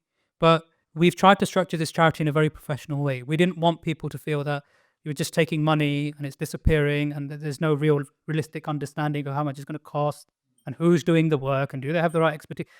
Before we even went public, we considered all those questions. And anybody who's been onto our website or seen our work on Instagram, even that report is proof in and of itself that with Maharaj's Kirpa, the structure that the charity is following is working and is like legitimate. Like you can see where your donations are going, right, into tangible work.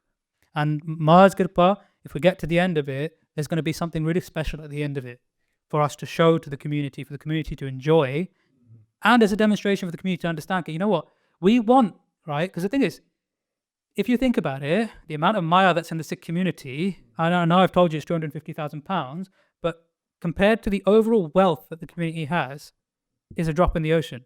Like the Sikh community in this country is the second most wealthy community, right?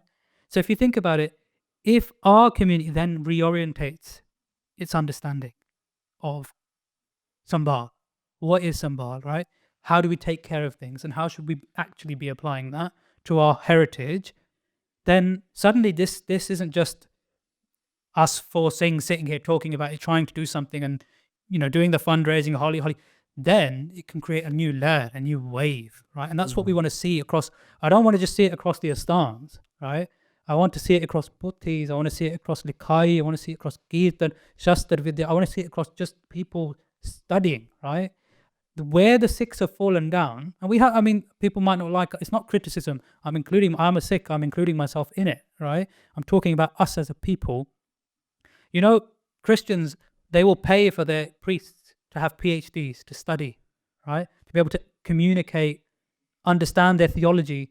Do you know that the Jewish community in America, they have got such a level of power now in terms of integrating their own religious study into the wider government study. So Jewish students in America can go to university in America and can go and take placement years in Israel to do Torah studies. And it's recognized by the universities, right? This is the level that other communities are playing at, right? And the reason why I'm bringing this up is because we've made the conversation, yes, it is about Asthan Seva, and ultimately that's what I'm going to appeal about at the end of this podcast, right?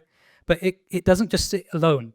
It feeds into all the work that you guys are doing at Basics. It feeds into the work that Gyaniji is doing at Nihang Santya. It feeds into the work that they're doing at Bodhi Seva. It's all related, right? Because if we don't take that integrated approach, we're not going to be able to achieve anything. And then, you've done this, I'm now taking it full circle, right? You've done this series on anti-conversion, yeah? Why are you having to do that? Because we don't have the institutions educating at the level that they need to give our children the education they need, right? To give them the knowledge. Yeah. Because the knowledge transmission, what we've actually talked about today is the fact that knowledge transmission across all spheres of Sikhi has suffered a setback. And this is just one aspect of that knowledge transmission, albeit that Asthan Seva doesn't get any real, you can correct me if you think I'm wrong, but nobody really pays attention to the Astans at all. And we started the conversation there, didn't we? Right. So this is why we did establish this charity, because we are now starting to see some resurgence on the Rag side, the Likai side, the Santhya side, some of the Vidya. It's all starting to morph and spread. The Astan side was almost not neglected. It's quite controversial to say, but it's Yeah. probably true that even now, when you look at gurukaras that are being made, even here in the West, they don't encompass any of these things, right? They're just basically built upon having a big hall Yeah. to host weddings and parties, which of course they have their purpose. But this idea of Vidya and it's become almost like the superficial Sikhi, just for the big ceremonies. Yep. But like you see now, like things are anti-conversion where, yeah, you might have a big hall and have 500 people turn up, but how many of those 500 people are actually connecting to the part or to the Sikhi, right? So And it's gone that far. you raise an interesting point, because what we see now, like in England, when people first came here, nobody had the money to build big Gurdwara, did they? They literally just about managed to get the one in Shepherd's Bush. And that was through the Maharaja as well, right? Then in the last 20 years, people have been spending a lot of money on Gurdwara. And what do? They try and echo what's happening in India. And why do you do that? This comes back to the whole, why should we do something about India? Like even the Gurdwara we're sitting in has these gold domes on top of it, right? If you go to Gravesend, it's got all the marble architecture, massive domes, and it's trying to echo what we see in India, right? But why do we, rather than just try to echo something, why don't we actually study it properly? Yeah. Right? Why don't we actually make it a proper field of study as it deserves to be? And why don't we try and incorporate those features back into the Gurdwara here in a more meaningful way, rather than just, like I said, Sikh architecture really isn't just marble and gold, right? Because if we just reduce it to that, and it kind of is getting reduced to that now, that doesn't tell a story. That's just gold is expensive and marble is expensive, so let's put it on there, right? It doesn't tell the story of someone like by Gyan Singh Nakash, the fresco artist who painted the upper levels of Darbar Sahib and painted them for 35 years, nishkam, without any money. And he got his, time is running, but if I talk about what happened with him, he did all that seva, and then the community didn't give any real qadr to him. He even received like this reward from Shromani Committee and got a sirpa, which at that time was quite unique. It's not like today where it's a bit more regular. But at the end of his life, he actually had to start painting toys to make a living, because the community was just like, so what? There was that lack of respect for his seva that he wasn't actually paid properly. 35 years, you said? Yeah. Very- Lagbag around that. His family, they're on Instagram as well. We can link all of this in. His life story is really interesting, but the quality of his seva. Like, he actually, when you go to Harmandir Sahib, and if you sit on the first floor in the archways and you look up at the ceiling, you see Panktiyan Gurbani in circles, like Sukhmani Sahib. You'll see Ashtpadiyan, like in the flowers, in circles, and it's like all dotted around. He came up with that style. He actually painted it. Wow. So this is someone who, like, when you go there, his seva, the nishani of his seva is still sitting there, right? This is what I'm saying. Like, it's not as simple as if we just knock a Gurdwara down. What you're knocking down is the sharda, the seva of people like that. And then Harmandir Sahib enjoys the status of being the Pramukha Stan, and nobody would even think of saying Harmandir Sahib is too small or it needs to be made bigger so that more Sangat. Because if you go now, how long do you have to queue for to get in?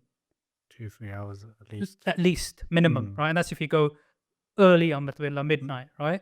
If you go in the middle of the day, you're looking at 4 or 5 hours to get in, right? But nobody will ever say, it's outlived its purpose, it needs to be made bigger. And we need to adopt that same approach with all other asthans as well, right? There are other ways around. Even if you look, I think one of the best examples of what's been done is like at Rakabganj, for example. Because at Rakabganj, they've kept the Gurdwara there on the side, and then they've made this massive Diwan hall on the side. So if you need space for Sangat, for Jod Mele or whatever, for big Sangat Ikat occasionally, right? Then you can make a separate space away from the itihasik important jaga, right? You don't need to knock down the thing that's there. So I think this is the whole point of why we've started all of this. I think I got a lot of questions in my head. I can't remember. But in the interest of time, I think we shouldn't. It's been about 3 hours, I think, the podcast, so just for 3 hours. But honestly, these have been fantastic conversations, and they'll probably ask a lot of questions offline. Just before we wrap it up, where can the Sangat find you? Yeah. And in terms of support, how can they support you? And do you have like a, if you give this much a month, what would you say in that specifically? Where they can find you and how they can Yeah. support So you just need to go to www.virasity.org. So we'll put the link on the video, and you will find all our information there. But probably the best place to keep up to date with our content is probably Instagram, because we're able to upload videos a lot easier there and sort of in the social media format. So if you go to Virasity.org, and again we can put that on the video, you will see everything that's up to date. And through our website, there's a support us page, and there you can set up a payment however you wish to give it, be it a one-off or a monthly. We call it membership. And yeah, so if you sign up for a monthly membership over £10, you will then become a member of the charity, and we will send you a couple of prints of the Astans, of nice aspects of it. And our plan is, as you go forward, for the members who do give us regularly donation, to start producing more unique prints based off the Astans, based off our research. We will be providing them with sort of first dibs type thing for the members. And eventually what will happen, and I'm in the midst of writing it, our first newsletter will go out, and those newsletters will contain a lot of interesting information on the Astans themselves, interviews with people who are engaged in the space, and also artists in this country. Because the vision of the charity is not just to save the old buildings, we also want to save the old Vidya. So we're already having conversations with people, with carpenters and painters who are engaged in this space, connecting them with old manuscripts and manuals of how to produce Puratan artwork and stuff. And we want to see them revive them, just like we're seeing Lakai revive. Because who knows, in the future, then they can bring these skills, not only to save the Astans there, but also to create new Astans, right? So we're not just saying that we just need to be stuck with the Astans as they are in the past, right? But like I was saying at the beginning, we want Sikh architecture to go back to following its trajectory, not this slightly weird lack of diversification that's killing authenticity. Because we are going to end up regretting it in the future as a community that has nothing to point to for its, even just for his own historical record. Say that this is where we came from, this is who we are, and this is where we're going. We need that. So if they go to our website or our Instagram, they can donate to us. We are doing regular programs which are advertised on Instagram, and you guys advertise them for us. So even at those, we do have pop-up stalls where they can give. And in the future, we will be producing books and things that will all the proceeds for the charity go to the project. So us as trustees, none of us are paid. So anything that you're giving goes straight into the Seva, because we want it funded, and we need the funds. And all our costings and everything will be updated accordingly as the projects unfold. So yeah, that's where you can learn about us and what we're doing. Yeah. Thank you for that. So yeah, for the Sangat, details will be in the description. We'll probably put them on the screen as well. If you guys can support, please do support, and share this video with your friends and family and with other Sangat, so that they can know about this project, which is really important. I think you've definitely counted a lot of the points that people make. Even just this point about now the Guru Karasi are looking towards India. There, like you see that with Gravesend. When you go to it, you think you're going to India when you look at it, right? But we have to go back to sort out the problems that we're having here now in the West as well. So please do support as well this great project of Allah, the things I put together. What I'll do now is I'll just leave it to final comments. If you guys have any final points you want to make, and then I've got a few questions here from the Sangat, and that'll be a quick fire round. Okay, literally 30 seconds, 1 minute answers, and then we can finish off. Any final words, Baisal, everything that comes to mind that you'd like to share with the Sangat that are listening? Just sort of encompassing everything that's been discussed so far. I think we're at a very pivotal point in our history, and we're at a point where we can go back to the trajectory, as Bhai Resham Singh mentioned, as to where the arts were heading during the reign of Maharaja Ranjit Singh and shortly after. So we're in a place where we can go back to that. It's not all doom and gloom, and I think with Sangat's support, we can definitely get to where we need to be as a Panth. Thank you so much. Deoslaji? Only thing I'll say is, usually we're complaining about Sikh heritage. So online, I think everyone's got a prem for it. Everyone's got inside them that itcha, that desire, that sada jada virsa hega, our heritage, it should be preserved, right? Our asthans, our granths, our shastar, our nishaniya, they should be preserved, right? But usually we see a lot of complaining, And obviously that comes from a place of dukh, that comes from this hurt, this pain we have, that we're losing a lot of our history, right? But now that we've got a chance to save it, we should take that, as much as we can. And everyone who does, they'll be a part of that. Whoever does that, they're actively trying to do something to save our heritage. And from that, we're going to get Guru Sahib's khushi, isn't it? That's what we're doing it for, okay? ਇੱਕ ਤਾਂ ਸਾਡਾ ਜਿਹੜਾ ਸਿੱਖੀ ਵਿਰਸਾ ਨੂੰ ਸੰਭਾਲਣਾ ਆ, ਪਰ ਆਪਾਂ ਆਪਣੇ ਗੁਰੂ ਨੂੰ ਵੀ ਖੁਸ਼ ਕਰਨਾ ਆ। ਸੋ ਸੇਵਾ ਦੇ ਵਿੱਚ ਮਹਾਰਾਜ ਖੁਸ਼ ਹੋਣਗੇ if we're trying to preserve, and it's not for us, is it? ਇਹ ਆਪਣੇ ਅਗਾਂਹ ਜਿਹੜੇ ਪੀੜ੍ਹੀਆਂ ਆਉਣੀਆਂ ਆ, our future generations, our children, ਉਹਨਾਂ ਦੇ ਗਾਂ ਕਿੰਨੇ ਆਪਾਂ ਸੰਭਾਲਾਂਗੇ ਤਾਂ ਫਿਰ ਇਹ ਚੀਜ਼ ਉਹਨਾਂ ਵਾਸਤੇ ਹੋਊਗੀ। ਹਾਂਜੀ। Prasad, any final words? Well, I've said a lot, but I think just to add to that, I'll say, like Bryce was saying, we actually have a real opportunity to do something. Like, you know, when you ask your parents, well, why did we do this? Why did we allow this to happen? Right? If we don't do something now, our children will ask us the same question, but we will be more culpable, because with Maharaj's Kripa, what's being presented today is a real solution to the problem, a real way to affect change. Because for years, all of us have felt helpless. When we've gone, we've been like, how can we, random things from England, who have no real say in anything, do something? And out of nowhere, and I can't stress how quick the timeline has been on this, forging the relationships and, you know, with the stakeholders that we have and getting involved at the asthans that we have. Maharaj has opened those doors for us, and I fully believe they will continue to open them to make this seva safal. But I will say to the audience, ask yourself, you know, do you want to be that person that gets asked that question? What did you do to save it? When there was an opportunity, and if we do have an opportunity now, then there's no excuse. Right. So yeah, we all have to do this together. We all own this heritage. It's Maharaj, it's our Guru Pita's heritage, all of this. If it's the Sikh's heritage, then it all belongs to Guru Sahib anyway. Right. So Sambardi, the Jimewar, right? Who's responsible for it? We all are. I'll just leave it there. Good. Well, thank you so much. And we'll just finish off with some quick fire questions. We start off with this one, which is, have you guys faced any challenges in the work that you're doing right now when it comes to conservation? Yeah, I'll leave that. That's quite broad. So you can, I know a few challenges that you guys have faced. So yeah. I could talk for a long time, but just the biggest challenge obviously was initially finding the right people, and then that happened quite well. But I think the reason why we're doing this podcast is probably the biggest challenge, trying to change this mindset about what does Sambal actually mean, and trying to get people to understand. Because the biggest thing that one person said to me, "Oh, why are you wasting money in buildings? We should be feeding the homeless." And I was a bit like, that's a bit of a straw man argument. Like, Maharaj put the Sangat's efforts into Langar, but they also built the Asthan at the same time. So the historical precedent is there. Because then what you're saying is, don't save any heritage until you've solved world hunger. And that's really not a practical approach.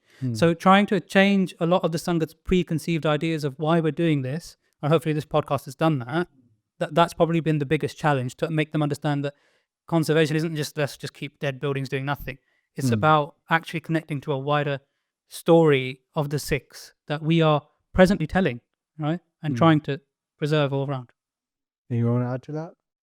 I heard about some complaints in Kavi Santokh Singh Ji's Asthan with their neighbours. I think that's scaffold. Yeah. So that was just so for some time there was some scaffolding structure over the top of the Haveli because it's missing most of its roof, and some of that scaffolding was it was narrowing the road passage. So at times there was some difficulty for vehicles to pass, like bigger lorries, which weren't coming through that often. But actually that scaffold, and again, now that you've raised that point, some of the neighbours, so the locals, and they tend to be more Hindu than Sikh there, they were again sort of pressurising the local Gyani, who's the caretaker of the site, saying, "Oh, you guys are taking too long, and why are you even doing this? It's broken, just build something new." So the same things that I was telling you, a lot of the local Sangat are saying that same problem. And so that's been a bit of a challenge, but that scaffolding's been removed now because the work has actually started properly. It was to protect the Asthan through the monsoon season. Even their point doesn't make any sense, because if we wanted to build something new, that road would have been blocked for a much longer period of time. Actually, I'll tell you something funny. I had a conversation with a conservation architect last week, and she was saying that they've had to approach the municipal council for drainage because the site's not well drained. That's why it's got damp issues. And they've actually said now, the local municipal council, actually we'll redirect all the drainage around the area because it needs to be done. because it's all flooding. So actually, Nice. Parpakar ho gaya, Yeah. like for the local Sangat, that the Sorry, drainage man. is going to be sorted. So You're it's welcome. it's not just for the one Astan. So Hmm. hopefully the residents will take that win. You know, you guys done such a great job with this podcast because all the questions you pretty much answered. So I won't repeat some of them, well, majority of them. But this one you could touch on a little bit more. What are the long-term goals for Virasati Asthan Seva? Long-term. Long term. So if long term is really like what my dream is, what our dream is as trustees, right? We want to see the charity go from strength to strength, project to project. As I've said, preserve the Asthans, make them functioning, so they're not just dead things. They're actual Asthans that Sangathan can go to, full access. Even at the Haveli, we want there to be a museum space on Kavi Santokh Singh, right? Because he's such a key figure, and that currently doesn't exist, right? So a proper full multimedia type museum with the right materials, translation, audiovisual, all of that. And we can do that for all the Asthans, right? Baba Bikrama Singh Bedi, same thing, right? If, you know, the Sangat gives us what we need, right? Because now all the building blocks are there. Imagine if we can go to Jastar Singh Ahluwalia's fort, right? And save that. The Pangi Misal fort, save that, right? There are standing Havelis in Anandpur Sahib that are associated with Guru Hargobind's family, like Guru Hargobind's grandson, Gulab Rai and Suraj Mahal, all these people, right? Still standing. We could save those, right? And those are stands that Guru Maharaj's family, or even Guru Maharaj themselves, their children have placed there, right? So that's the stance. But the long-term goal is to get to a point where we can do all of that, fund the body of knowledge that's coming from it. So not just the conservation architects, but create experts, right? People who are studying, produce the academic research, produce the books, tell the story of the Sikhs, and then fund the artists, right? Just like we're seeing revival in Ragi, then we want to see people like, we want to see a Gyan Singh Nakash of our era, right? Somebody who can do seva, you know, doesn't have to worry about Kamaroti, can't, just like what Basics has done, right? Like 15 years ago, or whatever it is, how long it's been since Baisal started it, nobody would have thought that we would have had full-time prachalaks, British-born prachalaks, right? And we've got those now, right? Same thing now. We want to see that happen. So we want to see that three-pronged approach to Virsa Sambhal across the board. I think this is a great question to add on, which is actually quite personal for you guys. How does your team members balance professional careers with heritage conservation? So you lot are doing this not full time. You all do a lot of seva, got your own jobs that you're doing as well. How are you balancing this? 'Cause this seems like a lot to do on top. I can answer from my perspective. I think as Sikhs, taking it to a more deeper level, we're dealing with a lot of trauma that's been, passed down to us. And we can see that through, let's say, for example, the Kallukare, 84, and we're still seeing the ramifications of these types of events. So this can be quite a lot for a Sikh to take on, just in a day-to-day sort of thinking. I think what Virasati has allowed me personally to do is make a dent in that negativity with a little bit of positivity. I can say that, yeah, by doing this, whether it's from Daswant or just contributing to the projects in any other way, whether it's through research or anything like that, I'm having a positive impact into the trajectory of Sikh history. And I think that it's not to treat it like a burden. I think we're as Sikhs, we're already sort of given that burden of upholding the values of Sikhi, and that's not always easy to do. And I think sometimes the easiest thing to do is using your Daswant and just putting that towards projects like this. And I think that's allowed me to navigate in a much more positive way, where when I was getting into Sikhi was through like recent living history such as 84 and stuff like that. And then you think like, why are these things happening and continue to happen? And we see day in, day out, there's always something viral that's happening within the Panth that is negative. There's very little positivity for us to focus on. And I think Sivama like this allow us to actually divert that negativity into positivity. And I think that's from the question of how this has, how we balance a lot of that. It's allowed space for positivity in myself that reflects into other aspects of my life. Like it's not all doom and gloom and so on. So being able to positively impact one thing allows positivity to spread in other areas of my life, be it personal life, work life, and so on. Yeah. I mean, I would say it's firstly it's Maharaj's Kripa, isn't it? Mm. But to be honest, when this opportunity presented itself, I realized at that time that if I didn't put my full self into it, it's not going to happen. Mm. If we don't act as a team and do it, then it actually won't happen. And now that we're in it, you just feel this drive to keep going. And Maharaj Kripa, doors open, balance presents itself. I think one of the big things is timing. I moved into my own house about last year, and I don't have a television. I've now said I'm not going to buy one because I don't need distraction, because I have to work on these things. So it comes down to, we are all working full time.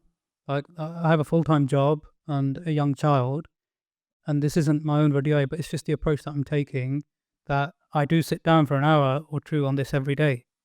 And it's because I feel so passionately about it. And I think as Sikhs, if we all start to, I mean, this is all Maharaj's Kripa, but even with that minimal effort, look at the fruits that are being rewarded. I just think if we all as a community started to do that, everybody takes their hissa in whatever capacity that you have, right? You can actually achieve so much. So yeah. Perfect. And I think this is a nice question to finish off with. It's a very interesting question. How does conserving Sikh heritage contribute to global cultural diversity? Which I think is a nice thing, because like you said earlier about, we've come now to the West and we're here to also spread Sikhi. People will say that, Sikhi is not a faith that goes out and preaches, even though preach is given a bad word, but you could say Guru Sahib ji sent Guru Sikhs out to do prachar of Sikhi. So how does this stuff contribute to global cultural diversity?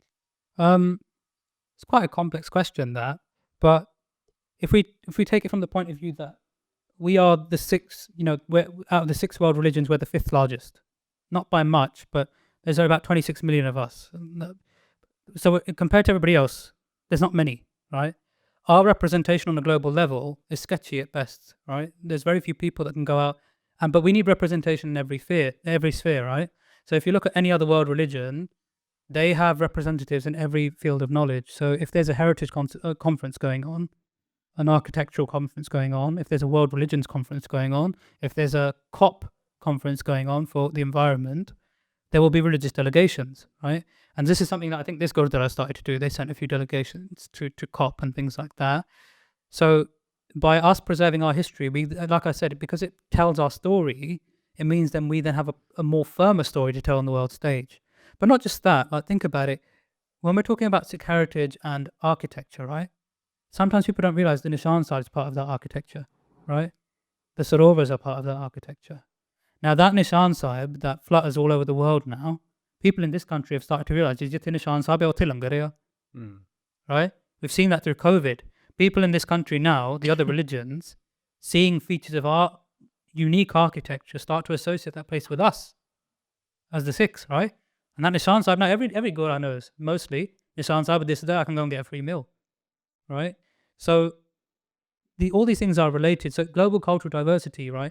If you think about it, Guru Nanak Dev Ji's message needs to be spread to this burning world.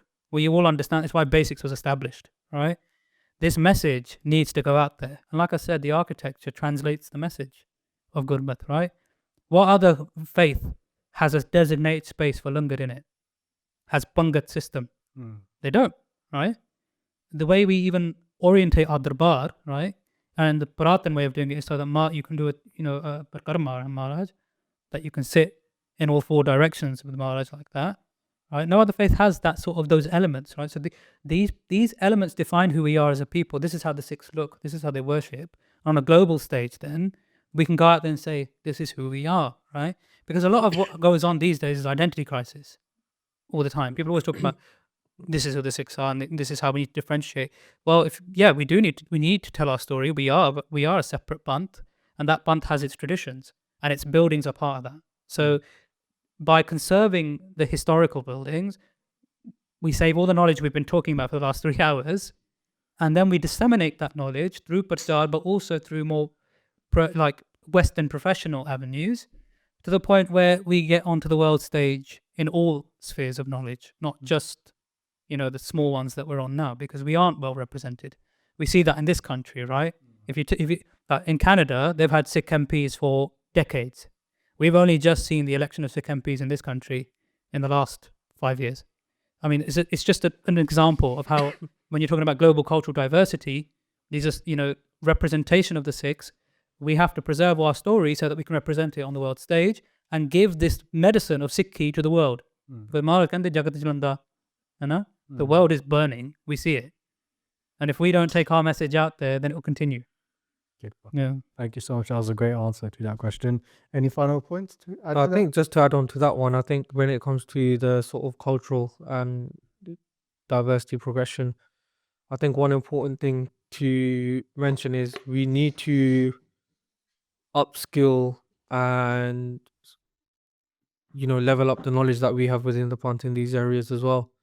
If we think of, you can take any Puratan Gurdwara, let's say it has frescoes in it, it's become a art gallery. If we say that there's Rag Kirtan going on in there, it's become a concert hall in its purest form. And if we put Shastras there, it's become an armory. And I think encompassing all of those things in one Asthan builds it or makes it into the best museum possible. And I think that's the level of culture that we have been bestowed upon by the Gurus, and it's up to us to bring that back and maintain it as well. Have the best Shastras, have the best Ragis, have the best level of artwork and architecture that we can have for an Asthan. And I think that's where we get that level of sophistication as to where it should be. Thank you, EG. And Okay. Chalo, that brings us to the end of the podcast. Thank you so much to all the guests. No, thank you. It's been a great conversation. I've learned a lot from this as well, and I'll be asking no questions offline. Sangatji, please send in your questions, comment section. Tell us about your experiences when you've gone to India. Can you relate to these things? Even the point about the cement in the trees, I thought that's so true. Like, it's so random, right? You wouldn't never think to do that. But you know, tell us about experiences about the hot marble, you know, the bathroom tiles, all this stuff, and your experiences of going to some Puratan Asthans, and as Baimandeep Singh ji said about that experience that you have had as well. And make sure you guys support. Check out the Veracity project as well, and let your friends and family know about it as well. Very small thing. So I think there's a comment on the Babanand Singh Ji podcast about Kavi Santokh Singh Ji by doing a podcast on them. We've been discussing it with Resham Singh as well. So I think it'll be a good thing out of this podcast as well, because we talked about Kavi Ji a lot. So hopefully we'll be doing like a Gurmukh series just on them. Right. So Maharaj Kirpa Karan in a lot of detail on their life. And that should be able to link back to everything we're doing with the Haveli as well. Thank you guys, and finish off with the Fateh. Waheguਰੂ ਜੀ ਕਾ ਖਾਲਸਾ, ਵਾਹਿਗੁਰੂ ਜੀ ਕੀ ਫਤਿਹ.